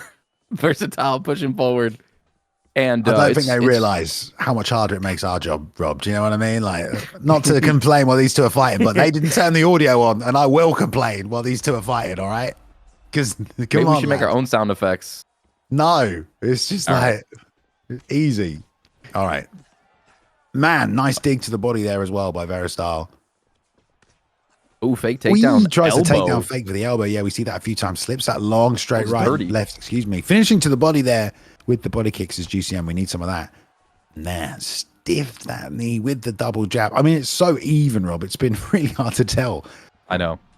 It's been hard to tell. Jucm. I love his name, Jucm. He's out there juicing on TRT, and Versestyle is trying his best to deal with Sugar Sean O'Malley. I mean, he's just a freaking storm in there. And it's been let's lock in here round two. Let's lock in here round two. Here we go. Straight back to the center. And it's interesting to see who's the one who's going to be pressing forward. Trying to find that slip, Jucm on the inside. Ooh, straight lead hook right there as well. Yeah, really Block's taking a lot of damage. Head movement boxing. I mean, they're trying to react with a speed, but it's oh man. jab left hand lands nicely. Verstyle's doing a good job at block breaking with combinations and then digging to the body. Yeah. Now Jucm though is starting to slide a little bit outside of things a little more. I feel like Verstyle's going to start slowing down as well, so he needs to move his feet a little closer before he starts punching, in my opinion. Yeah, Jucm needs to use his footwork. He needs to stay out of range. He's just relying too much on his block. And Peter Gan's got that power. He's going to block break that bleep. Yeah, that's a good point as well. Jucm not relying on the head movement as much now either as well. Just trying to like let the hands go in combination on the inside and relying on the speed, but the head movement was working for him, and that block, like you're saying, is getting broken apart, but there's a big left hook that lands. Only a matter of time right there, and he digs up to the body as well. Good head movement on the back foot to keep himself in it. Says Versestyle, but... Oof. Damn, the stam advantage. Where did that stam advantage come from, Balian? Was he landing a lot of body shots? Must have been. I don't know. I just want them to turn the sound on, Rob. So it's just not me and you talking to each other. Here we go. There's that long straight right that finally lands. Stiff jab there as well. Ooh. Oh, the block breaking that you talked about is happening right now. They're going toe-to-toe. They're going toe-to-toe. Versestyle starting to gas out. He's breathing heavy, and that head health is so low, and it looks like Jucm's strategy of standing his ground and relying on the block. He lands a left hook on the face, connects on the chin. Great blow his house and this down. is good ground and pound as well. Followed it up nicely, man. Versestyle's seconds away from getting dropped right there and out of the contest. I mean, I'm impressed with both guys. It's been a really, really technical fight, so much so that they're almost canceling each other out. Of course, Versestyle representing his own combat academy here tonight, all right? You know, yeah, if he could win this fight, it will league. blow up. It'll blow up his company, and it'll blow up his organization. Well, you're saying that while he's on his back getting beaten up, Rob. It's not the best time to say that. I've got hope for the man. He's gonna come back. You know, he's It's tough though, but it's kind of like what we said at the start of that second round, where beautiful slip, definitely needed that to take some of the pressure off, and can just sit on top maybe and try and recover before the end of a round. He's passing straight away. Okay, nice. Gets into side saddle. A few more shots. It'll break through the block as well. Whoa! It just morphed. The mighty morphing Power Rangers. We got the Pink Ranger. We out here. All right, here we go. Round 3. Balian. Who winning this one, Big Bay? I mean, the stamina difference is massive at this point. We said it at the start of the second round, you know, Versestyle has to overcome that space. And it felt like Jucm was doing a really good job just sliding. And exactly what he's doing right there. Touch, jab, pull back, wait for his counters. A lot of it was getting block broken because he had the hands up. But it was draining the stamina. Nice work to finish with the elbow. And Versestyle has to stay close. He ducked. Yeah, he does. That's nice. It's so hard against Sean O'Malley, though. I mean, he really is fantastic in terms of a pick. Oh, and yeah. that head movement has to be on point. Just touching this now. He's abandoned the leg kicks, which were helping chop and break up the rhythm as well. But of course, it's become a bit of a slugfest now. Dude, if Versestyle could just land an uppercut when he ducks, he will go out. Jucm is donezo. His block's over. It's game over unless he could get out of there and move and hit him with a combo. Like a ducking counter or something. It has to, yeah, they both have to slip. The blocks are so low. It's only going to take 1 or 2 shots as well on the counter to make it happen. There's a nice 1-2. Oh, nice overhand. Oh, he's just launching the bombs, isn't he? All you can eat Peter Yan right hooks, baby. Oh, Jucm is getting cracked right here in the 3rd round. No more block left. He's turned into a punching bag. And what did I say? He's down. Does not want to follow him down. Wants to keep it on the feet. Oh, and he's got tagged. Oh, no. He's just a body as well. This is not good. He had his chance. If that head kick comes out, it's taking him off. Both men trying to hit the bull counters. They're staying so close to each other. Couple of gunslingers in there. Oh, man. Who's going to win? Well, there's only a minute 40 left. Oh, he tags him on the way in with a straight left. And he's going to get top position. Look at the blood on the floor. Balian is a bloody exchange. Pixelated. There's so much blood. It's like going down in texture resolution. It's kind of like render down. Holy moly. Stuffs. Nice job stopping the backside, but there's really not much time left in this one. It's getting scary. Versestyle needs to get out of there, but he's getting denied. Oh, he gets denied again. 1 minute left. O'Malley cruising. God. Stamina really played into this late game. If Versestyle gets back to the feet even, he's going to be in a bad way because he won't have the stamina to compete. Oh, he couldn't deny the takedown. Ragdolled by Sugar Sean. Oh, this could be it right here. Versestyle's going to win right here. Oh, lead uppercut to the body. 10 seconds left. Head kick. Oh, he's just bobbing.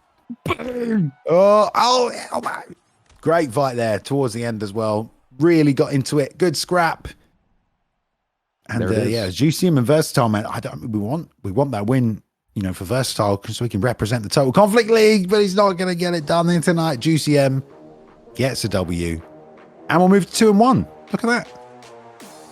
2-1. It's not every day you see a commissioner like Z Hunter, aka Versestyle, of his organization come in and be able to compete with the competitors of the Esports Fight League. I mean, that's a pretty talented guy, divvying up his focuses there, running a league and fighting. So you got to give him props. But yes, Jucm coming in and representing. And like I said, Sugar Sean O'Malley is a very tough pick to beat, ladies and gentlemen. So watch out for Sugar Sean. Yeah, it's one of those tonight. You know, I feel like a lot of people, not that they're losing in the picking stage, but it does feel a bit like, you know, that like the picks have really been determining some of these wins more than the fights themselves because the fights have been so even. We do have two fights before we get to the tournament. Before we do this fight, have these boys turned their audio up? Because if we start it and they haven't, then we should just skip them, okay? Because no one wants to sit through another 10 minutes of silence. It's not going to happen, all right? Seriously. We are the Nas. All right. We should be good, guys. Right, the predictions are up for the next fight. It is going to be Linus taking on Maxi. A brilliant fight. Let's hope we get some sound, please God. All right. Let's go to it. We're ready? All right. Welterweight. Let's have it. So Linus right now, or Linus, is 2-1 so far this season. Nice win over K1 Jody. Nice win over Joe Goldberg, but did lose to Fortify.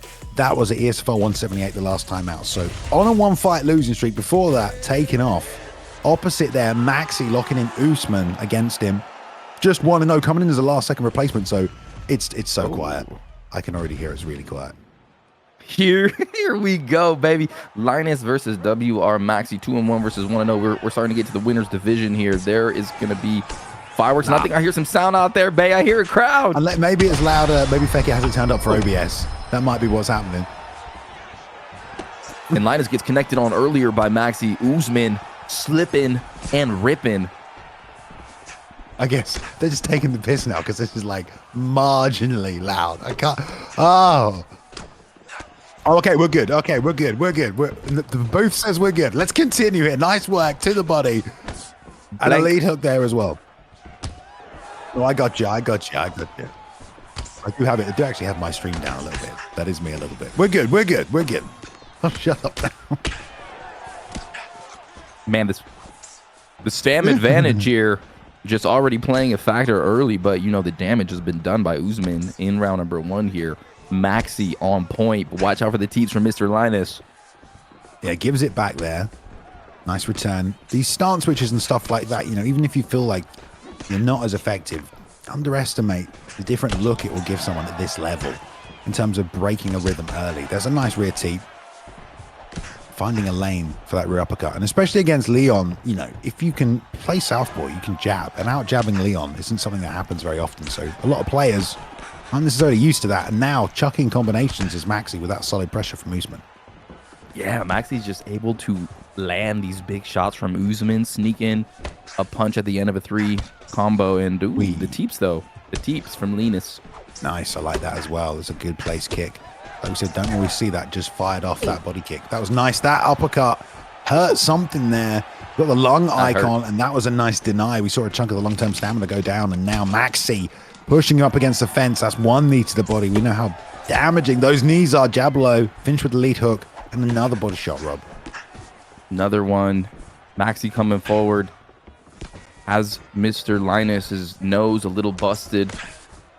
And this has been a pretty close fight. Both guys have equal stamina. Oh, there's the right hand. Beautifully timed there by Maxi. He was nice. looking for the counter shot.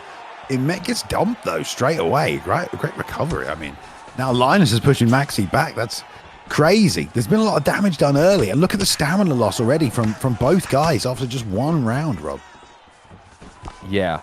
And Mr. Usman has been collecting all of the marbles here because he has been doing more damage. Both guys have kind of gassed themselves out a little bit, and Maxi is in charge right now. Just laying the bigger shots with Usman. I mean, the teeps have been good for Linus, but really nothing too substantial.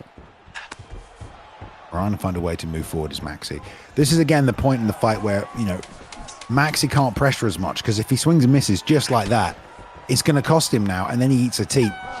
You can see, I think maybe he knew it there, backing himself up to the fence. It's just, you can pressure early, right, Rob? But then if you are down on the stamina and you're pressuring, it's a lot harder to recover that stamina. You need to make them come to you, swing and miss. Very hard to make them miss when you're pressuring. You can't do it. You got to like play that little footsie game.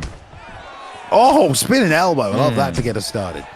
Oh, nice. Maxi's playing that footsie game great. I mean, that hook was nasty. Kind of backed up a little bit. Perfectly timed hook, perfect range. And it did a lot of damage. Nice. Watch out. Yeah, as much as I'm trying to find ways for Maxi to recover stamina, you got to look at Linus and the way he's executing these techniques, throwing them at perfect timing. And there's a lot of single shot stuff, which will maintain his stamina, but he's also like really punishing the body with these well-timed shots just like that. And that's chewing up the long-term stamina. Loving the way that Linus fights, to be honest, Rob. Yeah, he is fighting pretty well. The only thing I'll say is maybe those teeps aren't doing enough damage. Nice. If he adds those body kicks, though, it'll start really snowballing here because Maxi has done a good amount of damage to the head health of Mr. Linus so far. Again, Linus is being very reactive. He's not really, like there you see a darting straight, but he's not really the one coming forward. He's just countering what's coming back at him from Maxi and chopping away with his kicks, just like that. And that's good because that'll just let him maintain his lead and punish Maxi when he misses and to the body with the counters. So it's tough for Maxi. There's a nice takedown because Maxi wants to pressure, but it's not going to get him back on the stamina if he just lets Linus chip away at him like this. And Maxi kind of walking him down now, trying to go for that takedown, but a good defensive maneuver by Linus to keep the assault at bay. Now Linus is just going to keep staying on his bike, gliding, throwing the teeps. I wonder if Maxi can try and incorporate the clinch just a little bit. Spinning elbow. Ooh, head kick. Ooh, rear uppercut. That's a big right hand. Yeah, Linus just hasn't had any big moments so far. No, but he's done some really nice, consistent damage. The thing about Usman is, though, that power. Like, the jabs and the straights add up. Look at the head health. Even though Maxi's not really landed much. Oh, right. The up kick keeps him off, but yeah, that's a second shot Maxi's wobbled him with. And it don't take a lot. Red, the catch there. Beautiful sweep. And now he's going to get that stamina advantage back. Yeah, that evened it up when you throw an opponent like that. It's not good. And now Linus is in some trouble. He's in big trouble. His head is low. Big chunk. And again, 2 more chunks of long-term. He just lost 5 chunks of long-term stamina in about 60 seconds. And some massive damage to the head health. Wow. Maxi in charge right now, landing some big bombs with Usman. Linus is in big trouble. That was monumental there in turning the tide in this one. That right hook. Oh, yeah. Maxi's still burning the gas tank himself, but that was one way to come back into this fight. And look at all that damage. Nice deny here, though. He's not going to finish. And there it is. I think Maxi is up 2-0 right now, Bailey, and I think he was winning the whole time against Linus. I know you like those deep kicks, though. I love those tip kicks. I love the way he was finishing to the body. I love the single shot body selections that he was throwing out there as well. I will say, though, Maxi, man, what a way to adjust, find a way back into the fight with pressure and the right sort of counter shots. And it's difficult because he cannot compete with this kicking game, and he cannot really pressure because he doesn't have the stamina. So he's got to avoid the kicks on the outside and still counter, but only use his boxing. It's going to be tough, but he was doing it towards the end of that round. And now pulls out of range and gets punished to the body and with a knee. See, if he could have finished with a kick there, maybe it were a little different, but Usman just doesn't have that in his game. Yeah, Mr. Linus has to pull a rabbit out of his hat. He's got to be a magician in here. Look at the head health, though. I mean, that was a nice shot, but he's got to do more. He's got to do something crazy. Well, yeah, I mean, the thing is, though, like Maxi, those 1 and 2s, they've been doing big damage. If he lands like 1-2 and then any kind of hook, he'll get a knockdown. He's done that much damage already, just piercing through. Oh, the double knee from Linus. And there's a left hook right hand that sits him down. On top now with the ground and pound. Oh, he stacks him, Bay. Misses that straight. That was almost the end of the fight. Woo! Loads to the body. Oh, my God. Ah. Big miss on the right hand. I thought a body kick was coming out. Now Linus. Oh, timed the elbow perfectly. He doesn't get the takedown. Oh, no, he doesn't. He does. Look at that, mate. What a comeback yet again from Maxi. Just timed a rear elbow, left hook, and it ends in a takedown, but he gets swept straight away. Phenomenal job by Linus on top. Now 2 minutes and 25 seconds left. He can do something. Gets the denial. What is he going to do with it? He's going to posture up and sneak into side control. Oof. Ooh. A couple sharp elbows. Push him off and then we go back to the feet. Ooh, tries to jump on and get a little bit more ground and pound. I like it from Linus to take top position. Why not? There's only like 2 minutes left in the fight. Maxi doesn't want to get up. I wonder if that's because the stamina is just so low, Rob. Oh, my God. He just ate 3 straights. 3 down the pipe. And now he's going to let him up. 1 minute 32. Mr. Linus, I think, needs a finish here, ladies and gentlemen. If he wants to win, we'll see how he maneuvers this. But Maxi, anytime he lands a shot, like Bailey said, I think Leon's getting rocked. Like right there. I can't believe he rocked him again with the takedown fake there. That was beautiful. One big right hand. Linus has got to be sweating now, knowing that like the power from Usman could change the fight if he lands once again. We want that 1-2 head kick. There it is. Close though. Almost shinned him. And Maxi waiting for his perfect counter yet again. Maxi kind of just plotting, kind of knows he is in the lead, I think, and he knows Mr. Linus is just going to try to knock him out, trying to just dodge beautifully. But man, Linus is really putting on the gas here. Oof. Elbow left hook miss there as well.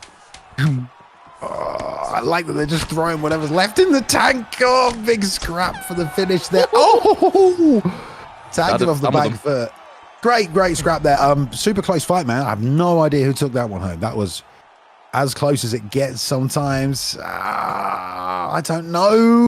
Maxi, 100%. Maxi. Wow, dude. And it looked like Maxi was going to get taken out at one point.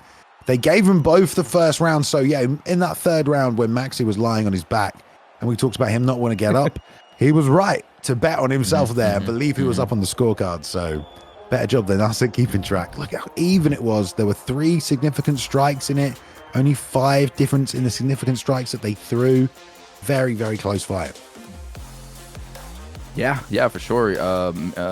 Maxi, 5 stuns, 2 knockdowns. I feel like in the first couple rounds, he was really doing a good job landing the bigger shots. It was Linus doing a good job fighting technically, not getting overwhelmed, throwing the teeps. He just never really had a big moment until that third round, as the judges saw as well, and they gave him the freaking decision. And there you go, Maxi with the victory, now 2-0 as a last-second replacement. So he's on his way, ladies and gentlemen, and Bailey. And we got an exciting fight coming up. I am geeking for this one. I don't know what that word means, but it sounds like a positive. I am excited for this one, Bailey. I'm so excited. I'm excited too, because we got the return of the legend Ed Parker. First time fighting here in season 2. He was 2-3 last season, but he fought some very tough competition coming in tonight to take on the 3-0 undefeated SB Fortify, Rob. Great matchup. We're going to see if Parker's still got it. We're going to see where Fortify sits amongst the elite level at the ESFL. This is his first season, Fortify, aka Vader in the blue corner there. You'll see him. Ed Parker in the red corner. We're going to middleweight, so maybe Adesanya will be what we got. We got just under 200 ping. Look at this, 160 ping, so it's not great, but it could be. Oh, it just jumped to 250. This might be a little difficult for both men here. Definitely. And guys, if you don't know who Ed Parker is, this man is a freaking legend in the esports fight league, coming off, dusting off the controller, coming back to his home land, which is the ESFL, to reign again. And this guy excels on his movement. He fights so uniquely, and he's able to really devastate his opponents with unorthodox body attacks. And he is called the quicksand for a reason, because he depletes his opponent's stamina in an interesting way, and he's fantastic to watch. So Fortify 3-0, he has a big challenge in front of him, but Ed Parker is a legend, so he's coming back into the fold, which is an exciting thing to witness here as they make their final selections. Michael in the chat saying everyone better know who Ed Parker is. Everybody, hey, you never know. It. You never know. Goat War saying Ed the Goat Parker, the best player in the world. Well, here we go. I mean, this is a narrative here tonight. We will see what Ed Parker's got. And Vader, man, tough fight. Vader said he was screwed over not being put in this 4-man tournament that's coming up after this. So he's got a chance to prove that tonight by going head-to-head with Ed Parker, one of the legends of the game. Gets a big name instead, gets a money fight. Ed Parker in the red corner with Adesanya. Vader, a.k.a. Fortify, 3-0, undefeated so far this season, with the Pereira pick in the blue corner. So Vader coming into this fight emotional. He's very upset not getting that title shot, but if he can beat Ed Parker here, I think he will earn that title shot here, folks, and Bailey. And I think he's got it. But Ed Parker coming out aggressively early in this round. Yeah, difficult ping for these guys, so they will have to make some adjustments early. Nothing that can be done about that, you know. It's an online tournament. There's literally nothing that we can change about that. But this is how we go. The flying knee there. The block does come up just in time for Ed Parker, who is now applying some nice steady pressure. Lots of fakes from the outside. Nice slip. He slipped that, and there's the right hand coming back. Beautiful work. Man, very imagine beautiful. slipping when it's this choppy as well. Like, I know. Ed Parker's fighting really good and quick, too. You saw that kick from Vader, and immediately Ed Parker just connected with a nice saucy combination on the inside. Yeah. It's definitely very jolty. I mean, we see fights with high ping, but not usually when they, like, stutter like this much, Rob, right? Yeah, this is insane. This is and really, this will really throw insane. off your 100%. Every time rhythm yeah. Every time it stutters, you have to kind of reset. But this is the fight that these men have taken seems to be clearing up just a little bit now. You can see when they take breaks to just try and feel the rhythm. Lovely lead leg fake into the straight right. So good and smooth by Ed Parker there. Leg kick, fake the leg kick, hit you with a straight right, and your brain just freezes that whole time. Yeah, laggy fights suck, but losing laggy fights sucks even worse. You really have to stay calm and really be like mentally on point, because these will test you, because it's so much chaos in there. You got to just keep your wits about you in these laggy exchanges. Especially against Alex Pereira. Yes. You know, don't by want the to run time into a you... flying knee to the face. No, or you don't want to just stay in the pocket for a second longer right? than you have to. You can already see it's kind of throwing off Ed Parker a bit. Oh, I'm sure it's throwing off both guys as well. Like there, you know, he just whiffed completely on that kick because he assumed Ed would come forward. Tried to hit the counter uppercut right there. Froze to the body. Does Vader. Kind of an even first round, but I would say Ed is probably up, although some shots are landing now for Alex. Yeah, hard to tell. Oh, there it is. The knee. Flying knee. And it's so hard to deal with this ping as well. Yeah, it's like an insta rock from Pereira. That power is crazy. It is a shame because, you know, especially for a guy like Ed Parker, who's known for his head movement and countering ability, it's almost impossible when you got a match like this, unfortunately. Yeah. Yes, it totally like nullifies his strengths, but let's see. Ed Parker is still, you know, what makes an ESFL fighter great is to be able to... People are calling for restarts in the chat, but there's no restart to be had. They are fighting each other. The ping will not change if we restart. Indeed. They're going to have to get through this and figure out a way. You know, it's all about figuring out a way here in the Esports Fight League. We've all been in those laggy fights that matter. Yeah, I also feel like it's the distance between the players, not necessarily the connection of their internet, guys, as well. That's usually what ping is. It's the representation of their connection to the closest server, which could be far away. So, you know. Round number two concluding, or round number one concluding. How do we feel about that first round? Looks like Pereira with the flying knee. Well, honestly, you know, makes me want to go back and watch some of Vader's other fights to see if this 3-0 was all this laggy, you know, like as if it was, then that's a little suspect, isn't it? I mean, this is an interesting fight. This is a very different fight now, though, because it is about almost playing a different game. It's taken that extra level of prediction, etc. Yeah. Both men laggy still lock. They need to lock in. Laggy lock in. The lock in lagginess. Let's go. Ed Parker coming out early. He's defending his body a lot, too. Ooh, gets tagged with the left hook right there as they stay in the pocket and trade. Block there by Ed. And will we see the counter shot, everybody? No, we missed it. And the knee's coming. So some of this might actually be the stream as well. Yeah, I think it's the stream. Yeah. Mostly. It's possibly not as laggy as this for these two. I've never seen a fight look like this before. Yeah, I think it might be the stream for these guys as well. But we're good. We're good. Well, turn on the body generation. Tries to throw back, just Ed. Stamina-wise, it's fairly even. And no one's really broken through the block with any big damage this round. Ooh, that's nice deep. Whoa! Spinning heel. Damn, look at that backstep from Adesanya so fast. Yeah. But again, it's really hard to time anything like that when you're dealing with this much lag. That was a beautiful combination by Ed. Stuck the body, came back up top, went back to the body, finished back up top, and a nice timing on the calf kick there as well. Shakes that clinch off. There's a lead head kick. That was nicely done. Rolls underneath, counter by Ed Parker, though. That was nice. Yeah, Ed Parker looks like he's starting to hit that flow state a little bit in the second round, put on the pressure, finding his rhythm, hitting his opponent with those nice strikes. Yeah, sweet. I don't think it is the stream, as Pabs points out, because the crowd continues to cheer in the background during these micro stutters. Interesting. So I don't think it is the stream. Either way, both men making the best of it so far. Ed having a good second round here. Managed to find a home for a few things, but once again, it's just a matter of time, it seems, before that lead flying knee lands. Which can only be frustrating if you've, you know, executed a nice, clean, clinical round. and then you eat one of those knees. Yeah, it's a game changer. It is a game changer. Uppercuts being thrown out there by Pereira. Leg kick from Adesanya. Clinch. On the block. And now a frame down. Nice work by Ed to block those. Good job by Vader. Moving forward and just swinging that left hook like a baseball bat now.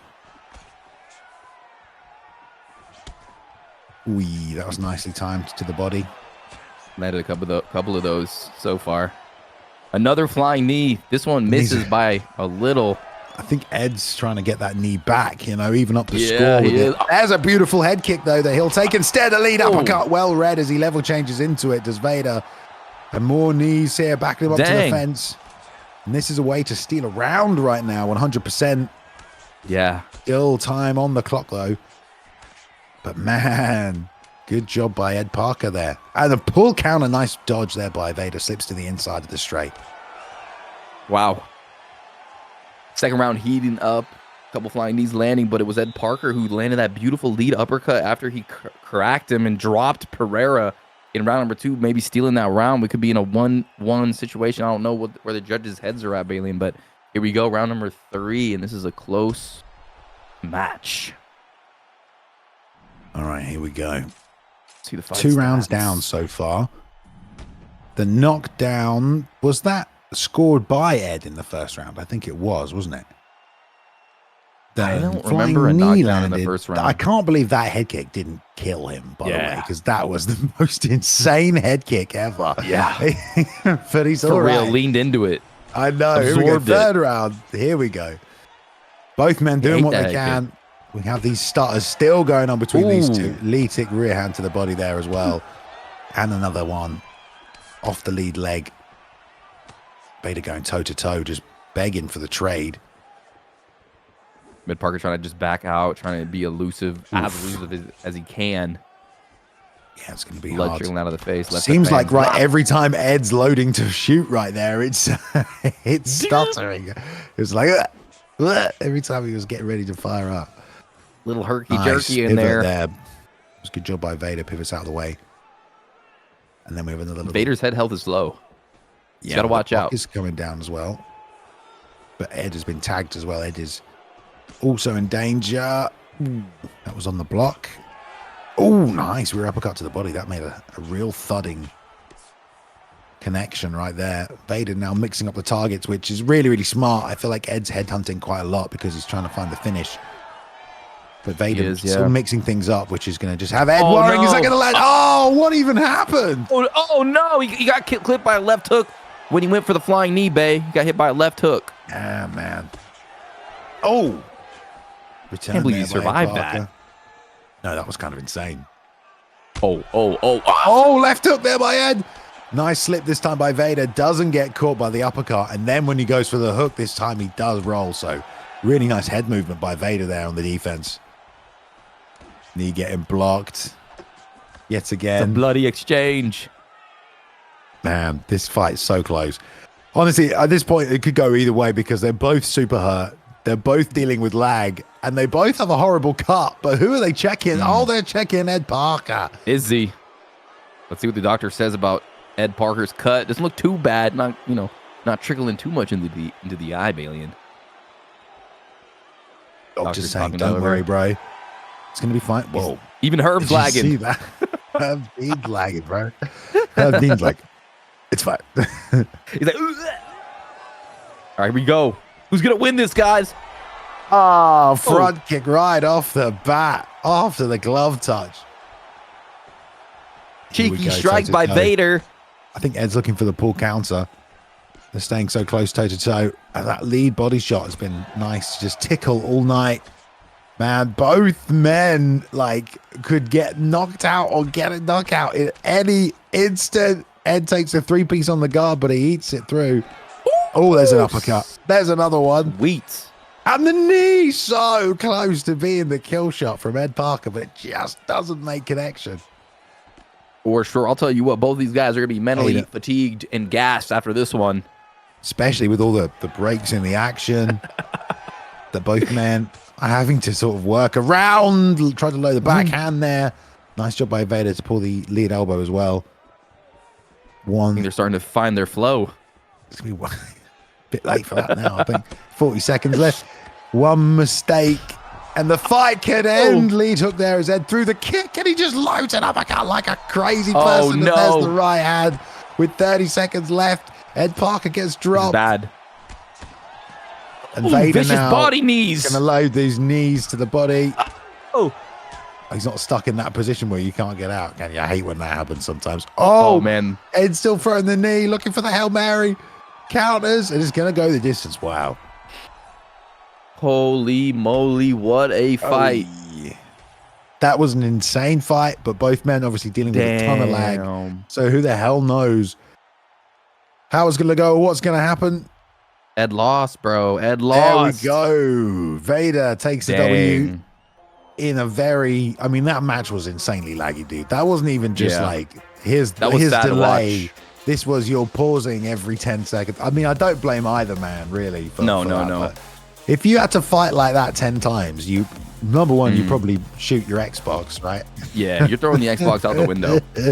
And the shame is, it's like Ed Parker, like you said at the beginning, relies on his reactions, his reads and everything. So he just like, I mean, that's just kind of like who gets the most lucky, in my opinion. But anyways, a beautiful win and flying knees for the dub. I believe we're going to no contest the predictions there for anyone who put their coins down. Yeah, predictions have been refunded for anyone who put predictions down on that one, because that was a strange fight. The officials will review that and decide what will become of that one. So don't worry, guys. All right, we have a procedure. We're a professional esports league. Okay, there are people. We have a Q&A department. All right, we do. Somewhere people will take care of it. Right. I've run out of breath here for a second. Okay, it's time, guys. All right, for our tournament. Rob, are you ready? The title has been left vacant. The champion had to step away, was not able to defend. The belt has gone up in the air, and we have 4 men left ready to battle it out tonight. It's Pride. It's 2003. It's the greatest night in mixed martial arts history, Rob. Okay? It's the ESFL 4-man 179 tournament. Damn right. I can't wait. There we go. That's Pride. Oh, there is music. Go. Okay, we're good. Anyway, the 4 competitors in this tournament. Number 1, Suave Jamie, a.k.a. MG, Romero, 17, and K1's BXM, or K1 Bump. 4 highly skilled competitors, 2 old school, 2 new school guys going head to head. The bracket's split up really nicely. Let's talk about the competitors individually as we get to the fights, because these guys have been waiting, primed. Their adrenaline reserves have been, teetering like this. Let's get these guys in a match. So let's go to the first matchup in this bracket, which will be the semi-finals. Suave Jamie taking on a.k.a. MG. Lightweight to start things first. Red corner for Suave Jamie. Suave Jamie 0-0, has not played at all this season. Was the second place in the ESFL Live, so he came second in our first LAN event, and has earned over $1,000 in prize money, loads of stuff. And on the other side, a.k.a. MG, Driz no-showed this title fight. So, he's here. He has to compete in this tournament now. And, yeah, man, 4-5 in season 1 for a.k.a. MG. Got his work in. 2-0 so far this season, but looked really good. And that's why he was in the title fight. But here we go, guys. Semi-finals, ESFL 179 tournament, 4-man tournament for the belt. Let's go. All right, looks like we're in a 5-round fight as well. A little bit different than the others that we watched. Could change the game. And I think Suave Jamie thrives in these 5-round situations. Yeah. And Suave Jamie is the best, one of the best, if not the best player coming out of Ireland. And he was at the Esports Live event. Yes. And this kid is he don't joke around. He mean business. So MG's got his hands full tonight against Conor McGregor. Ireland does have a good few players. I know there's a few guys over that part of the world as well. And Bality's out of that part of the world, I believe, as well. So Nabaldi? Awesome. Yeah, I believe so. So representing. But here we go. Like we said, 5 rounds. Jamie with that McGregor pick, doing a lot of work with that long left. Neither guy's really rushing right now. I think both are where they need to take their time. Nice combos on the inside for MG, who's really cutting the cage nicely here as well. Slow and steady pressure. Working that jab to the body, which just sucked a little slither of that long-term stamina. MG putting the pressure, controlling the octagon. Suave Jamie uppercutting to the body. Ooh, connected him on the slip. Kind of interrupted him there. Both guys southpaw, so, you know, that backhand that both guys have, not necessarily that important. Honestly, Dustin Poirier has a really good lead hook. This is good for him against southpaws because that lead hand's going to come into it a lot more. There's the left hook, though, right around that guard. Yeah, and both guys really throwing out that slip, those pre-slips with the block up. Anticipating the jab and the straight. Needs to be careful of that left hook if he's going to keep slipping that side first. Nice knee to the body there by Jamie. Miss on the long left hand. But no counter. Both men really trying to manage the gas tank as well. Like, they know 5 rounds. One mistake, especially stamina-wise, it can really snowball pretty quickly. Touching with the jab now is Jamie. Trying to get a little reaction. Now pressuring forwards. Powers through the rear uppercut off the jab. And there's a 3-piece combination that rips the block apart. Nice teep there, which hits as the jab's coming out. So a little vulnerability, the extra damage. Nice so 3-piece. much in and out footwork from both of these guys. And Suave kind of cruising left, cruising right. Putting the pressure, standing his ground when he sees fit. And doing well. I think MG, though, really being conservative. Knows it's a 5-round fight. Knows he has the stamina advantage. So really for MG, all he needs to do is not get beaten up in the first 2 rounds. And he has a massive advantage in 3, 4, and 5, if you ask me. And he is landing clean combinations. You think he's got the advantage because the cardio and the recharger perk on I do. Dustin? I do, but also because Jamie thrives off your mistakes. And if you're not giving him anything, you're already like changing the way he's approaching this fight. And look at the output there, very similar. Even though it felt like there was some conservativeness going on, very similar output from both guys. I think Jamie probably coming out ahead with a bit of the damage, but it's going to be about the long game, this one. Yeah, Jamie might have stolen that round, too, due to the significant strikes. And I think he's building up an early stamina lead with McGregor. So I think so far Jamie is in a great position. Great 4-man tournament here, guys. 4 of the best players in the world fighting for the title tonight. You are lucky to be here, trust me. Indeed. Tell your friends, get your UFC 5 buddies in here now. We're just getting started. One of the best tournaments you're about to see. Highly technical fight to get things started here between these two. Jamie and MG. I love the some matchup legends as in well. this tournament tonight. We do have some legends in this tournament. Side kick, we see that now teasing out. Those can be sidestepped. So we can't go to the well too many times. Very even on the strikes landed. Look at the footwork, the footsies they're playing. They're just in and out, in and out. Both guys really struggling to find their mark because it's just the elusiveness from these guys. Lovely pull. Just out of range is MG. Eats a rear one to the body, though, but there was some good shots landed from MG before that. Oh, lovely job there. Jamie just filling the space with the left hand. And Jamie also doing a good job after one shot lands. He's rattling off these combinations rather than just letting the big shot be the impactful one. Yeah, I think the Jamie snowball has began rolling down the hill, and the lead is just getting bigger and bigger and bigger. But I don't know about that, to be honest. I think this is still really even. This fight. Nice catch there from MG. And the trip. That's going to take some long-term stamina. Nice job by Jamie, though, to not let him take this top position. And he's going to get the trip. Gets the trip, gets back up. And I think Jamie has landed, you know, some really good shots, a couple good shots in this round. I think the hardest shots of the fight as MG kind of walks him down a little bit, but he's just so elusive with Conor McGregor. I'm really surprised there's been no calf kicks from, you know, MG. Dustin's got a great calf kick. You can smash that leg up. Jamie, though, he's usually very good at draining that stamina. And right now we're seeing MG's tank start to just dwindle a little bit. I know it felt like MG was playing that first round conservatively, although the numbers were pretty similar. But if the stamina starts to creep one way, it does tend to be a little hard to swing it back. You need big counter shots. Yeah, the leg kicks are good. The leg kicks are good, but it just like adds to the gas tank depletion when you invest in like leg kicks. So in a 5-round fight, sometimes it can get tricky. Yeah, you're right. And Connor has good switch stance, I think, too. Nice lead hook there. That right hook, I think, is a weapon that maybe he can let go a little bit more. I think Jamie's doing a great job of countering that hook, though. A couple of times it has come out. Lead uppercut almost in there. And it's odd to see a Dustin Poirier, sorry. It's odd to see a Dustin Poirier be so conservative, isn't it? Yeah, it is. It seems like it's because it just seems like Suave Jamie, maybe he's just so concerned with the legend himself, the name, and he doesn't want to open up. And Suave just moving so good with his left stick, keeping himself just at that beautiful, perfect distance. And damn, the rounds are just flowing by here. Yeah. Look at this. Look at the significant shots too, babe. 3 of 21 significant shots landed, man.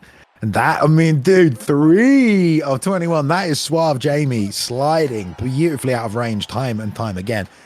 Yeah, we talk about the activity. Honestly, I'm not trying to criticize the activity. I think MG's playing this how he feels like he should, and that's to be this conservative, because if he threw any more, he'd probably be getting countered a lot more, you know? So I think he's doing the right thing, taking his time, as Jamie just touches that block and slides out. I think it's real tough because if MG goes first, Jamie moves out the way. But if he goes second, Jamie hits him and gets out the way before he can return. So right now, MG's kind of getting caught in a crossroads where he doesn't know whether to go first or second, it feels like now. Yeah, and it kind of feels like MG's kind of playing the technical game with Suave, and I feel like Suave's one of the best at that. So he's just, I mean, not that MG's not amazing, it's just he's playing someone maybe a little bit better at him in these technical exchanges. So I'd like to see him come forward and maybe put on the pressure and just unload and maybe take a little bit more of a risky approach. But hey, these guys are so good. You know they got the game plans, and we'll see what MG decides to do in round 3. He needs this round, though. It's 2-0. Yeah, that is the problem, as well as like this is really suited for a Conor McGregor pick, you know, the really evasive long-range boxing with lots of head movement. Lovely crisp left hook there that clips MG on the chin. Jamie going to take side control, and that's the first knockdown here. And wow, Jamie took full advantage on top now as well. And yeah, this is a point in the fight as well, Rob, where you have a strategy and you go 2 rounds and then you're kind of like, my strategy's not working and it's too late to change strategy, you know? Like, it's difficult. It really is. And Jamie on top is very, very scary. He's like a heavy, heated blanket. And it's hard to get him off, you know? You feel cozy down there. Not too cozy. MG is trying his best to build up that GA. But, man, Suave just been holding this position. I'm surprised they haven't stood him up or anything here, Bay. There we go. There it is. Cool, Rob. Look at you. Mystic Knack, baby. Man, this is such a good tournament. Romero versus K1 Bum next. Any of these guys matching up is going to be great tonight, man. Such skill, patience on display from all 4 of these guys. MG on this back foot over the halfway point in this fight. Jamie up with the stamina and with a knockdown. So definitely up on the scorecards. What you're doing if you're MG here, Rob? If I'm MG, I'm going to try to stay in the pocket, and I'm going to try my best to slip, pull, and really devastate and kind of change the trajectory of the fight. Because right now, it's just Suave Jamie in cruise control, dicing up MG. It's getting worse and worse. I know, but MG has done damage. MG could bring himself back into this fight. He definitely could. Like, this is not over by any stretch. Jamie's done very well, but he's done some head health damage. If MG can counter, he can swing this back. Meanwhile, Jamie just picking at the outside with the jab. Touch. What are you going to react with? What am I going to counter with? There's a slip there for the straight. Another pump of the jab. Like, if you just watch Suave Jamie, he's just sliding, touching, waiting for the moment where he feels like, oh, okay, I can crack with the counter shot, or I can fill the space with my backhand right here. Lead hook. MG already looking for that pull counter, but there's nothing there. Man, look at the footwork. Oh, lovely slip. Lead hook lands, though. Oh, that was nice. Man, I'm so impressed with Suave Jamie's ability to just slide out of the way without even using a block or head move. Just moves with Conor McGregor's footwork, use that left stick. Doesn't even sidestep, just moves, uses the footwork, just barely out of range, really making MG think about what he's going to throw. And then, you know, when MG comes forward, Balian, that's when Suave Jamie attacks and just throws like a stationary left hook off a combo and just cracks him. Oof, double jab, and then just about get that left hand up in time. Yeah, that left hook was the money shot in that round. Twice he landed that left hook. And it honestly feels like he's not throwing it that much. Just there when it's there. Yeah. Throws it perfectly. Chat definitely thinking Jamie is running away with this one right now. Yeah. Cannot count out MG though. Like I said, he did some damage earlier. The problem is he's got to open up. And opening up leaves him vulnerable to more counters. So that's exactly how Jamie likes to play. And now just again sniping him down the middle with that jab. You can tell MG is now the one, he knows he has to come forward. He knows this distance game, unfortunately, has not worked out for him. And, you won't know that until you get in there with the guy pull counter straight. Nice work there to burn the tank a little to try and follow up with the combinations. Oof. Right down the pipe with that sniper straight. That's what he needs, MG. More of that. And like you said, he has done some good damage to the head health. If he lands something substantial, then it could be, turning the tide. But it just, man, Suave has really not gotten hit with anything or rocked with anything. Defense is on point. Oh, tries to hit the pull there, but doesn't get it. Oh, check hook one more time. And here comes the pressure. But of course, had to burn the tank like we said. That left him vulnerable. The elbow comes through. And Jamie clips him as we've got a bit of lag here. Double jab. He's going to smash up that block. Tries to duck under. Finally gets under. But the pull from Jamie, he knew it was coming back. Why is it? I thought he was going to get hit by that, Bay. That was sick. He knew it was coming back, man. Like this is the difference between these high-level players. Double jab, left hand. There's another left hand. And the right hook sends him face down onto the canvas. On top now. Suave Jamie with the ground and pound. MG's covering up, but it's over. The semi-final matchup. Oh, stop the fight. Well done. There, man. What a performance by Suave Jamie. I can't even speak. First win of this season for Suave Jamie and a really nice technical performance. Well played by MG, but he accumulated the damage, Rob, until there was nothing left of that chin. It was a beautiful arm trap with the left leg, left him defenseless, and then Suave Jamie just able to unload, and that was just perfection by Suave Jamie. Perfection. Moves on to the final. To Suave Jamie right here. Great performance with the McGregor pick. And he will be here in the final, man. I love to see that. Did not expect to see Suave Jamie coming back, But the title, it was there. The opportunity to step up and fight for the belt was there. This man has taken it. So, damn, man. Were you impressed by that? What do you think he's going to carry into the next round, Rob? I mean, this is a really technical, cerebral version of Suave Jamie. 100%. Yeah, I'm really intrigued. I want to see if Romero can get through. I think Romero versus Suave will be fireworks, but K1 BXM 2 with 4-1. I mean, so it's going to be tough to beat Suave Jamie and to throw him off his rhythm because now he's got confidence. He just beat AKMG and he just looked phenomenal, looked perfect almost. And we will see later that match, so don't go anywhere. But right now, Bailey, we got another legend stepping in to the Octagon in this 4-man tournament, and I cannot wait to see Romero 17 come back, the Esports Fight League live winner, and he's facing K1 BXM, Bailey, in 4-1. Yeah, you guys in chat were very, very into that fight, man. Damn, a lot of people, too easy for Jamie. Suave's in the final. It's going to be a good fight, but we're going to see who joins him there. It's going to be either Romero or the K1 Bum. K1 Bum 4-1 this season, putting a lot of good work. Obviously was angling for a title shot. He won the 8-man tournament at ESFL 176. That was a great tournament if you remember that one. Now he's got a caliber of opponent he's not really faced before, just because of the levels of achievement that Romero and some of these other players have been able to get in these previous tournaments. So it's a statement making performance here, possibly for K1 Bum in the blue corner. Romero 17 also hasn't fought yet this season, but of course I love the fact we've got some legends in this tournament to crown one belt. He says he's back 110% ready to win the title. So, yeah, he was the winner of the ESFL live show. He's here tonight to try and win this tournament. Semi-final matchup in the first round, though, out the red corner, we got Romero 17. Romero 17. And he gave an emotional, energetic speech after he won the Esports Fight League. This guy is just a standout individual in real life, and his ability to formulate a game plan in real time in the game is just something to mention, because he just has all the tools. He has everything in his game, completely elite in all aspects. How much has he been training? How much has he been prepping? We don't know. But Jorge Masvidal versus Joaquin Buckley gonna be a barn burner. Yeah, Masvidal has some really nice animations. I mean, I can see why Romero might want to pick him up. The Muay Thai is so clean and crispy. It's really nice to use. But here we have, BXM or K1 Bum with the Buckley pick. Really, really good at this weight class. Super explosive, tons of power. I love the matchup here. And on the inside, where this Romero's forcing this fight, K1 Bum landing some nice combos to get things started. Yeah, I love the hair as well on Masvidal. I use him a lot in ranked. He's something special. But Buckley also has got a lot of power. Got to watch out. He's got wrestling. Romero, 17, sliding into southpaw. Getting clipped a little bit here, though, early. Nice. Finish to the body with the lead roundhouse. Nice straight as well. Just plugging Romero when he steps in. There's a lead hook.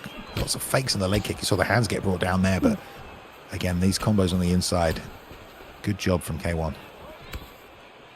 Nice little body jab, switches stance. Man, I like that. That switch stances to kind of lead him into that rear hand. Beautiful. Yeah. From Romero. Dropping back and switching stances is, a lovely little tactic. Especially if you're Muay Thai, you drop back and then you fire off that back leg.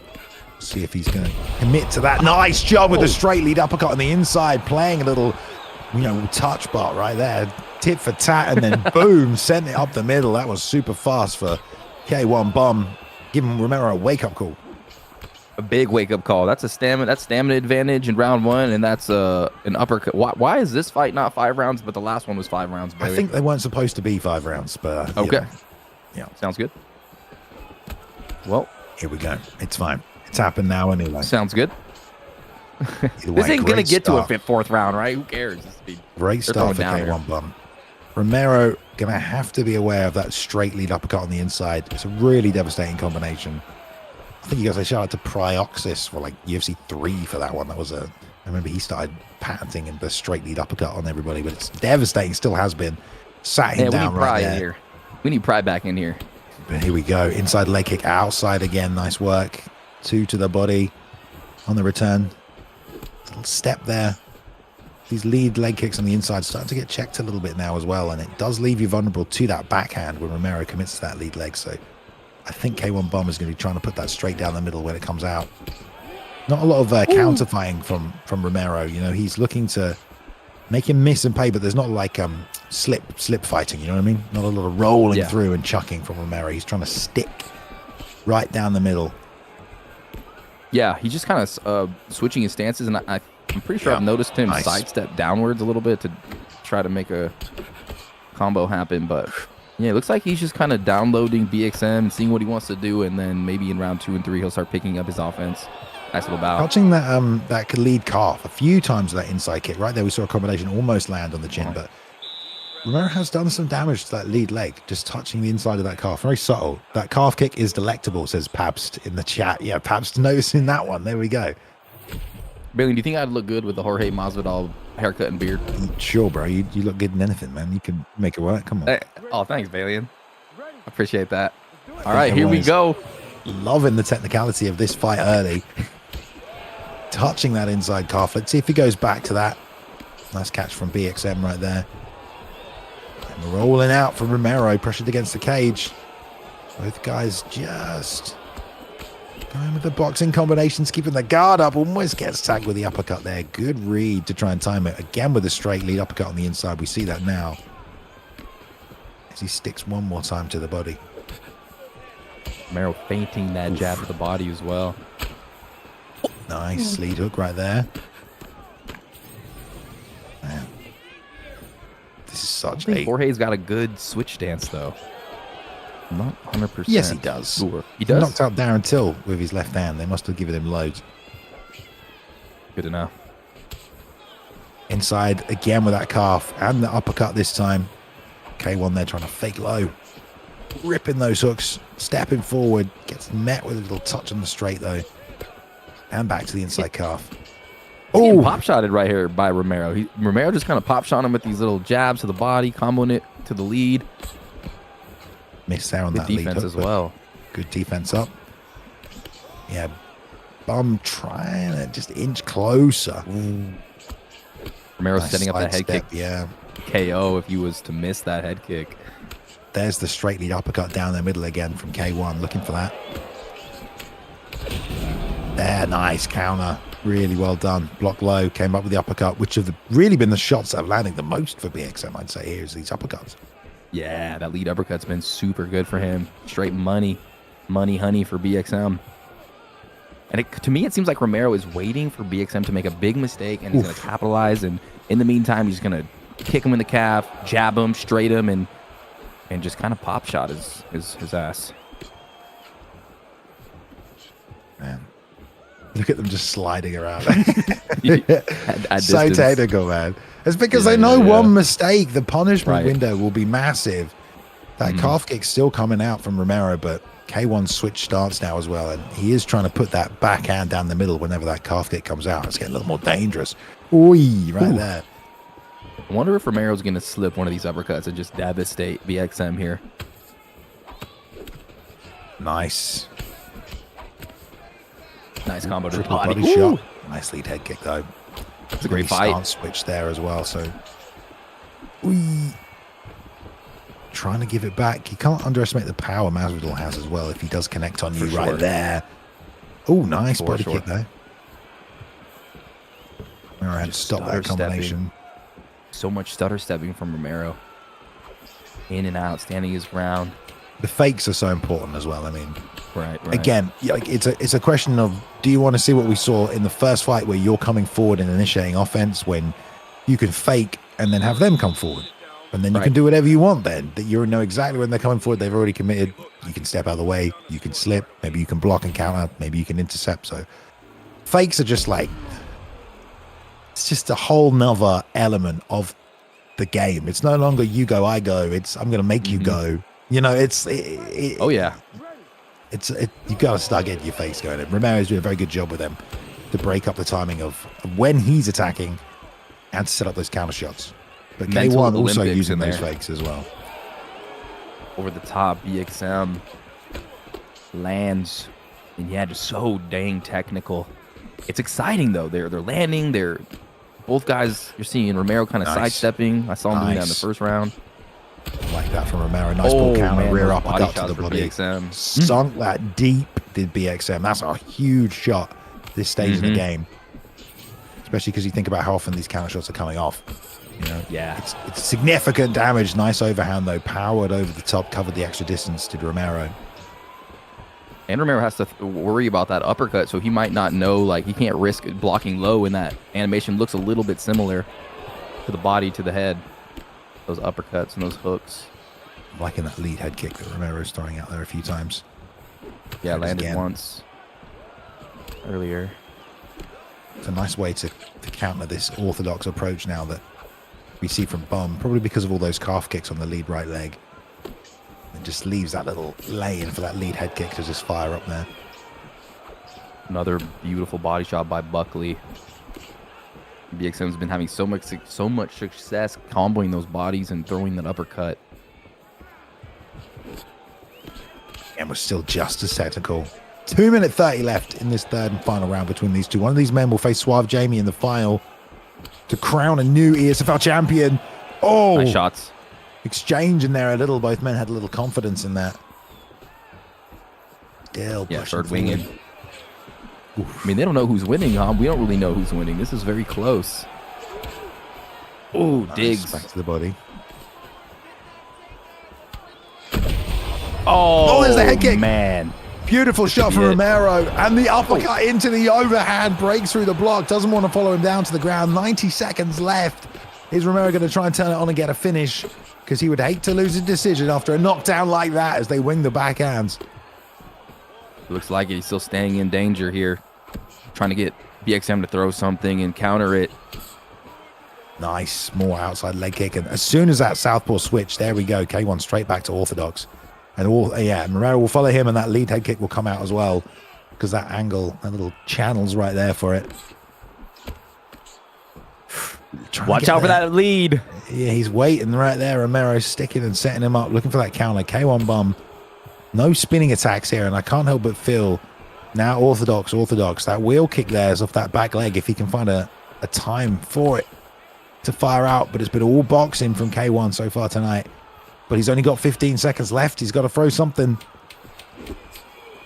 So close, Both so hard guys to are gonna tell. play really conservatively here towards the final seconds. Okay. This one's a nail biter. I don't know. BXM might have won. We'll see. Romero definitely did great work in round number 3. So close. Definitely have the bigger moments, I think, Romero. But dang, you never know. Great body work from BXM, and he did land that uppercut early in round number 1 and knocked down Romero Balian. So it could be very tight here. Okay, here we go. Which man's going to the final?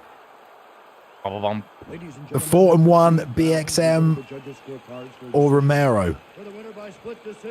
Split decision. Joaquin Buckley. Oh, BXM! there we go. BXM gets the win. Good work. And we said towards the end of that, like, BXM not pushing the pace, seemed quite content. Romero got the knockdown. And we said, wouldn't it suck to lose by decision if he couldn't get the finish? And he couldn't. And not that he was necessarily looking for it. I don't know. Maybe he felt like he won. I don't even know on those scorecards, man. But it was a split decision. Really close fight, dude. It literally could have gone either way, I think. I think so. Let's have a look at the scorecards here. So it was one judge gave... Oh, hang on. Round 2 is the tough one. And yeah, it's more significant strikes in round 2 there for K1 Bum on Buckley. 10-7.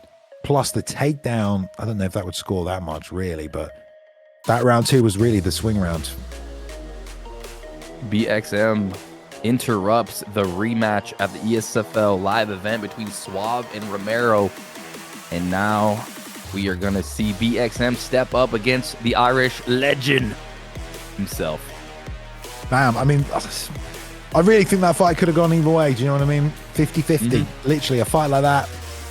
I don't even know if it's down to like the judges being difficult to judge in this game. It's literally, I think that fight's a coin flip. Like, that's how close it was. And one guy's... Boiler says he wants pick fight of the night. Oh, you want pick fight of the night now? What is a fight of the night so far, Rob? Who the hell were those two? We already know. We already know. To tell. It was a Henzla and Samurai, right? Henzla and Samurai. Yeah, that was the fight of the night. Samurai? I think it was Samurai. Was it? They were just throwing down. Really, no. I mean, it was great. It was chaos. Was it Payne or Amazon? I think it was. I think it might have been Henzla and Samurai. Yeah, I think so. You guys will let us know back in the chat. We're going to get the fight of the night come through to us anyway. But it was a brilliant fight, guys. You should definitely go back and watch it. Whatever happened. But there we go. All right. Well, very, very close decision. You know, this is Vanderlei Silva, Ricardo Arona in the Pride 2005 Middleweight Grand Prix all over again. Okay. Okay. Some people thought somebody won. Doesn't matter. Vanderlei is out. Arona's going through. Okay. And in this case, it's K1 Bum that's going through. So K1 Bum will be taking on Suave Jamie in the finals. It's going to be pretty epic, I would imagine. Again, we've got old school, new school, one representing each. I thought K1 Bum fought very well in that fight right there against Romero. Against Suave Jamie, though, Rob, it's going to be a different kettle of fish. Yes, and I don't know if anybody wants sushi tonight, but Balian, you know, a fun fact I just noticed is every single K1 fighter tonight has tasted sweet victory. Undefeated tonight. Have they? Every single fight. Let's see. Yep. Boom, boom, boom. That camp is K1 surging Joby right got now. them started. Then K1 Drake. Then we had, K1 Cooked, K1 Vuk, K1 Carnalito. And K1 Bomb in the final. Okay, K1. Props to K1 this week, guys. If you were looking for a team to join or a crew or a freaking gym, K1 might be the answer right here, man. Oh, yeah. All right, these guys are just K1 setting on up top in the back right now, just setting things up, getting it ready. If you guys had a different pick for fight of the night, let us know as well. But fantastic work so far. I don't know what weight class this is going to be at, but if we have a Conor McGregor involved, it'll be interesting. Yeah, it'll be great. What's going on in the final here, Balian? Are we is this a best of one, a best of three? Yeah, let's take a look at the final bracket rounds here. We can let's take a look. I believe it's 5-minute rounds. 5-minute rounds. I believe it's best of 5, Rob. As in, it's a 5-round fight. That's what I'm trying to say. Blimey. How late is it that I'm yawning and trying not to fall asleep over here on a Sunday? Anyway, guys, we are gearing up. These guys are just getting ready. The brackets up on the screen. Suave Jamie, aka MG, it was a great fight. Jamie, though, took over slowly by round 2. The Conor McGregor pick, it was in full effect. And Jamie comes out on top, taking out aka MG. I think in the 3rd round was the end of that fight. And then here, Romero, K1 bum, you just saw it, incredibly close, goes to the judges' scorecards. Split decision, they give it to K1 bum. So our finals coming up right now. We almost had a repeat of the Vegas live finals there with Jamie and Romero, but it's not happening. Instead, we have the new school, K1 Bum, who is now not only on a team in K1 that's on an absolute tear, but he's now 5-1 and has a shot of dethroning one of the GOATs of the sport and claiming the belt on the same night as a clean sweep from his gym. This may be the story of K1 Bum playing out this evening. Or will the upset continue? Will Suave Jamie, the legend, return, shut down the hype train, end the night on a down note for K1? I'm ready to see it. We're going to bantamweight, Rob. I've just hyped everyone up. Let's go. I'm hyped up. I'm ready to go. This is for the marbles here. This is for the belt, Balian. And they need to get the belt, to defend the belt, to score the points, to receive the belt. Maybe. Something like that. Possibly. I believe that is somehow how it works. Yeah. I was just telling everyone, you know, like K1 Bum, here he is, Rob. His whole team sweep the card. He's 5-1. And now he gets a chance to try and become a world champion, right? But he's got to beat one of the greatest of all time. If he beats Suave Jamie, this will be red panty night for the K1 boys, Balian. It will be. It will be. Lots of red panties all over the place. Never washing them. Ooh, okay. For all the marbles tonight. I don't know if we're going to get a Kyler Phillips pick, but it would certainly be interesting. Nice. I think Jamie's kind of a bit confused because there isn't Conor McGregor at this weight class, but you know who there is at this weight class, Rob? Who? The best pick in the game. All right, let me see what you're going to say. You're the best pick in the game. Cat knows what I'm talking about, don't you, Chad? Who are you? I mean, Sean O'Malley's the best pick of the game, but I'm thinking you're thinking of a sleeper pick. Who are you thinking of? It's Cody Garbrandt, guys. It's Cody Garbrandt. Hey, I use Cody a lot when I'm playing Sean. He's nasty if you stay on the inside and keep your wits about you. Keep Real Art of War knows. Let's go, Art of War. 5-star Cody. Come on. I don't think he's actually 5-star.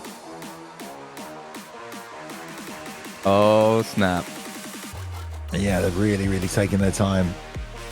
Checking out the sweaty stats here, guys. Jamie's having a little mind look at game filled pick session here, y'all. Well, this is the thing. Someone's going to pick O'Malley. So it's going to be tough. I mean, Aldo can get it done. When you fight an O'Malley, what are you doing, Rob? I mean, I'm kicking it. Oh, we got Yarn and O'Malley. Okay, really, and I'm walking him down. I'm staying in range, and I'm making him pay. I'm not giving him distance. I'm not letting him get comfortable, and I'm just putting him down the mat with one shot. Yeah, we will bloody see. Here is the finals of the 4-man tournament, ESFL 179. A new champ will be crowned here tonight. In the red corner, will it be Suave Jamie with the pure yarn pick going up against K1's Bum in the blue corner representing his team here tonight. I can't hear anything, but I guess we'll forgive them because it's the final. Man, these guys are sweating it out. This is how we go. Here we go. Silence, guys. Silence in the octagon. We're just going to be hyped. We're going to be hyped right now. Here we go. This is for the title. Suave Jamie defending himself. BXM had a huge win over Romero if you missed it. Now he's here to go crazy. Already looking for that back left hand. Double long jab for Bum. That reach advantage. We'll see what Jamie looks to do. Like right now, he's way on the outside. Not aggressively pushing forward. Probably just going to time his moments of pressure. In and out movement for both guys. Little body hook for BXM.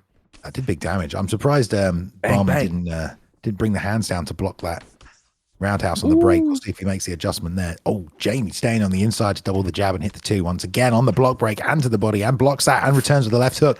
Yee. Man, Suave Jamie just countering beautifully.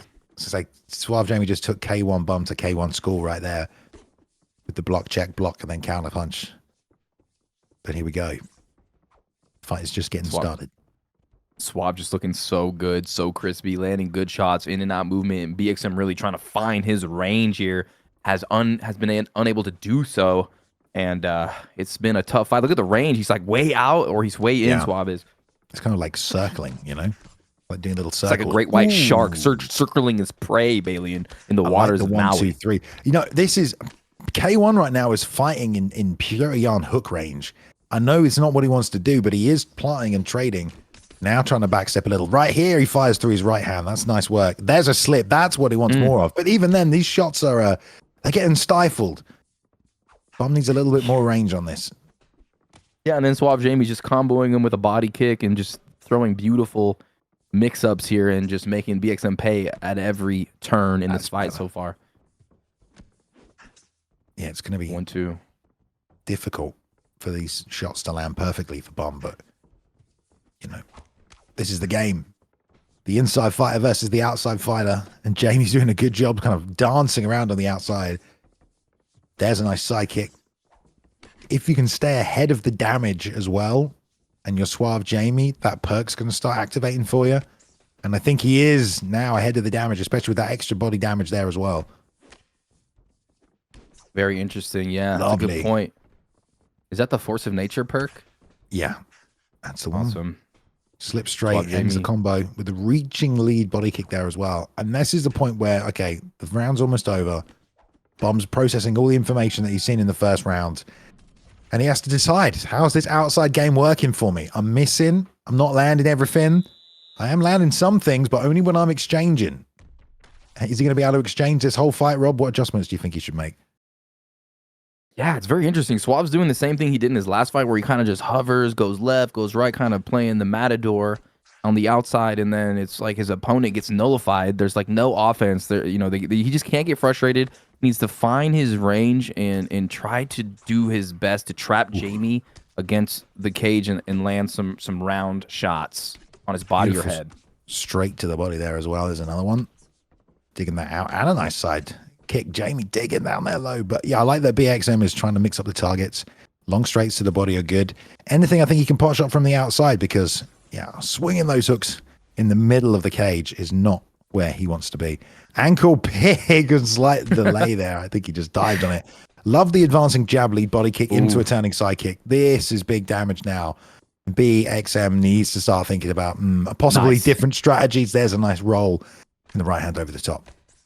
Nice right hand. BXM still, doing well, trying to figure out Suave. Nice uppercut as well. Starting to land body shot. BXM starting to cook up, starting to heat up a little bit here in round number 2, and still Suave just staying on his bike. Really fighting well behind that 1-2 from Peter Yan. Both men being conservative, but Jamie being very, very minimalistic with his offense. And look at the amount of damage he's done. He's broken the block and the head health is flashing. And it was only a few small shots and not stepping back toe to toe. And K1 is not sliding back there, Rob. He's standing here. Now he's stepping out to create space. Yeah, that was nasty by Suave Jamie. He kind of just came forward through kind of off-speed shots right in the face and pretty much landed everything beautifully on the mark. I think Jamie is dictating the range as well, though. Like, when he's letting his hands go, it's where he wants to be. Yeah.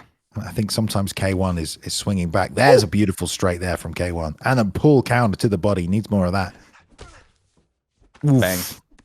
But then again, exchanging on the inside, he took some head health also, K1. So I don't know. He might win some exchanges, but you got to add up the overall strategy. If they did that 20 times, how's his head health going to look? Probably not great.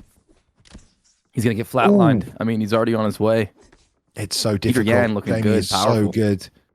And K1 trying to fire at that cross, but he misses it, and there's a three-punch combination advancing on the inside and taking all this space away. The pressure from Jamie. Very difficult to deal with. There's a nice 1-2 again from K1, though. Yeah, and BXM like kind of stands there, and then when he does and his block's low, Suave capitalizes on it and throws like power shots on the inside because BXM's not really moving backwards as much. He's just moving like sideways, laterally. So it's interesting. Oh, drop the hands there to try and roll under, and he ate the left hook and eats another right hand, and now he's got no block against the fence. Jamie with the left hook, lovely slip, rear uppercut, lead hand there for BXM, keeps him in the fight. Great job by BXM combo. there.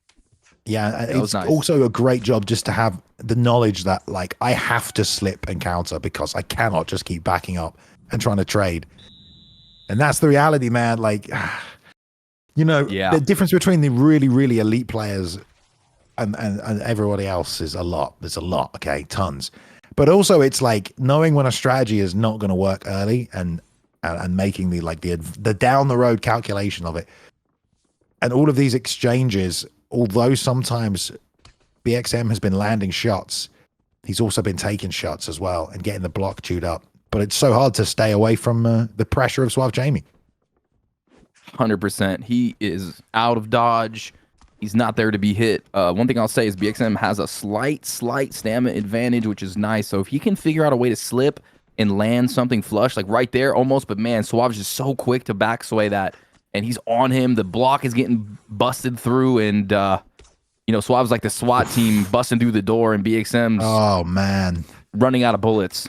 the mind games of Jamie though, like just the way that like they're both double faked and no one threw anything, and then Jamie landed the left hook, and then he quickly threw 2 more left hooks. It's just like, oh man, like he's just playing the mind games in there. BXM trying to find his weapons. That lead hook landed there. The kicking game for BXM has, you know, kind of gone out the window. I don't blame him. He's having tons of pressure put on him, so he probably doesn't have any space to throw those kicks. They exchange again right there. Off the backhands and the ducking roundhouse breaks the block and sits him down. The combos, the 3-punch combinations and the 2-punch with a kick on the end of the body into the head have been nice. And that one lands. And look at the block. I mean, shoot. I think maybe in this 3rd round, we're going to see a devastating KO here for Suave Jamie. If BXM can get that left hand going exactly like he just did, if he can hit a pull counter or a slip on one of these uppercuts, then he can definitely find his way back into this fight.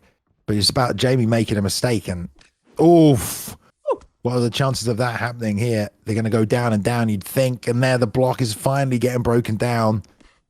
And just jab, jab, jab, wait. If you're not going to throw, we're going to jab again. You know, Jamie's just a step ahead.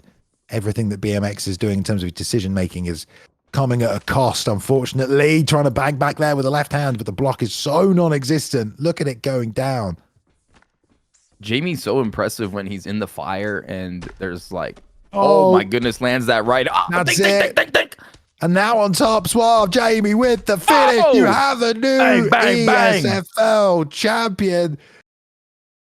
Suave Jamie takes the title, the vacant belt in the 4-man tournament. 2 beautiful wins, both by stoppage, and takes out K1's BXM. The streak is over today for K1, but what a tournament tonight. What an event. Yeah, that was incredible. Suave Jamie looks like he has hit another level. His power level has risen since we have seen him, and he's not here just to compete. He's not here to put on a show. He's not just relying and resting on his laurels. He is improving. He has maybe gone Super Saiyan 2, and he is here to reclaim. I mean, he's the champ again. Well, he's not just He's the champ again, again. Rob. I think that makes him officially the first champion in ESFL history for UFC 3, 4, and 5. A triple champion. I think he's the first one. I might be wrong. Three-headed Irish Hydra. There we go. Suave Jamie, the first triple champion. That's gaming history there, bro. I mean, that's gaming Gangster. history. Goat did it first. That's right. Goat 1099 did it first. Join the club then, Suave Jamie, the elite club right there of 2 people, you know? Goat 1099. Now add the Suave Jamie. Now let's put them in a super fight, okay?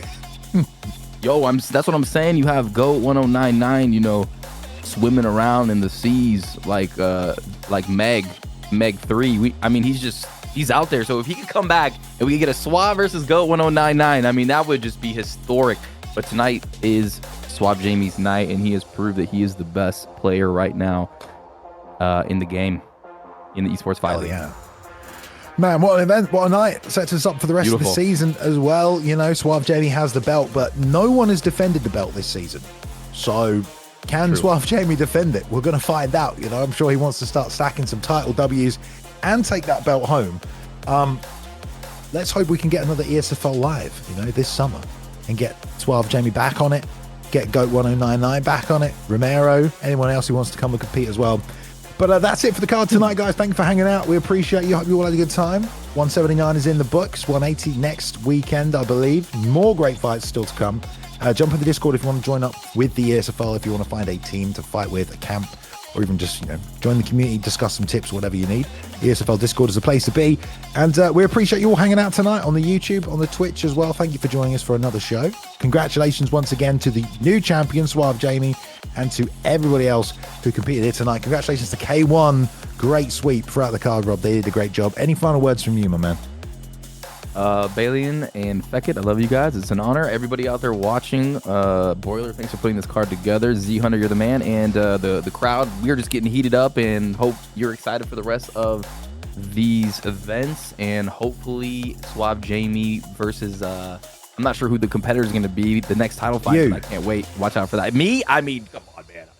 That's a scary fight for Suave Jamie, though. We're washed. All right, guys, we'll see you next week. Keep it here at the ESFL. Follow us on socials. Jump in the Discord. Subscribe, like. We'll see you next time. Good night.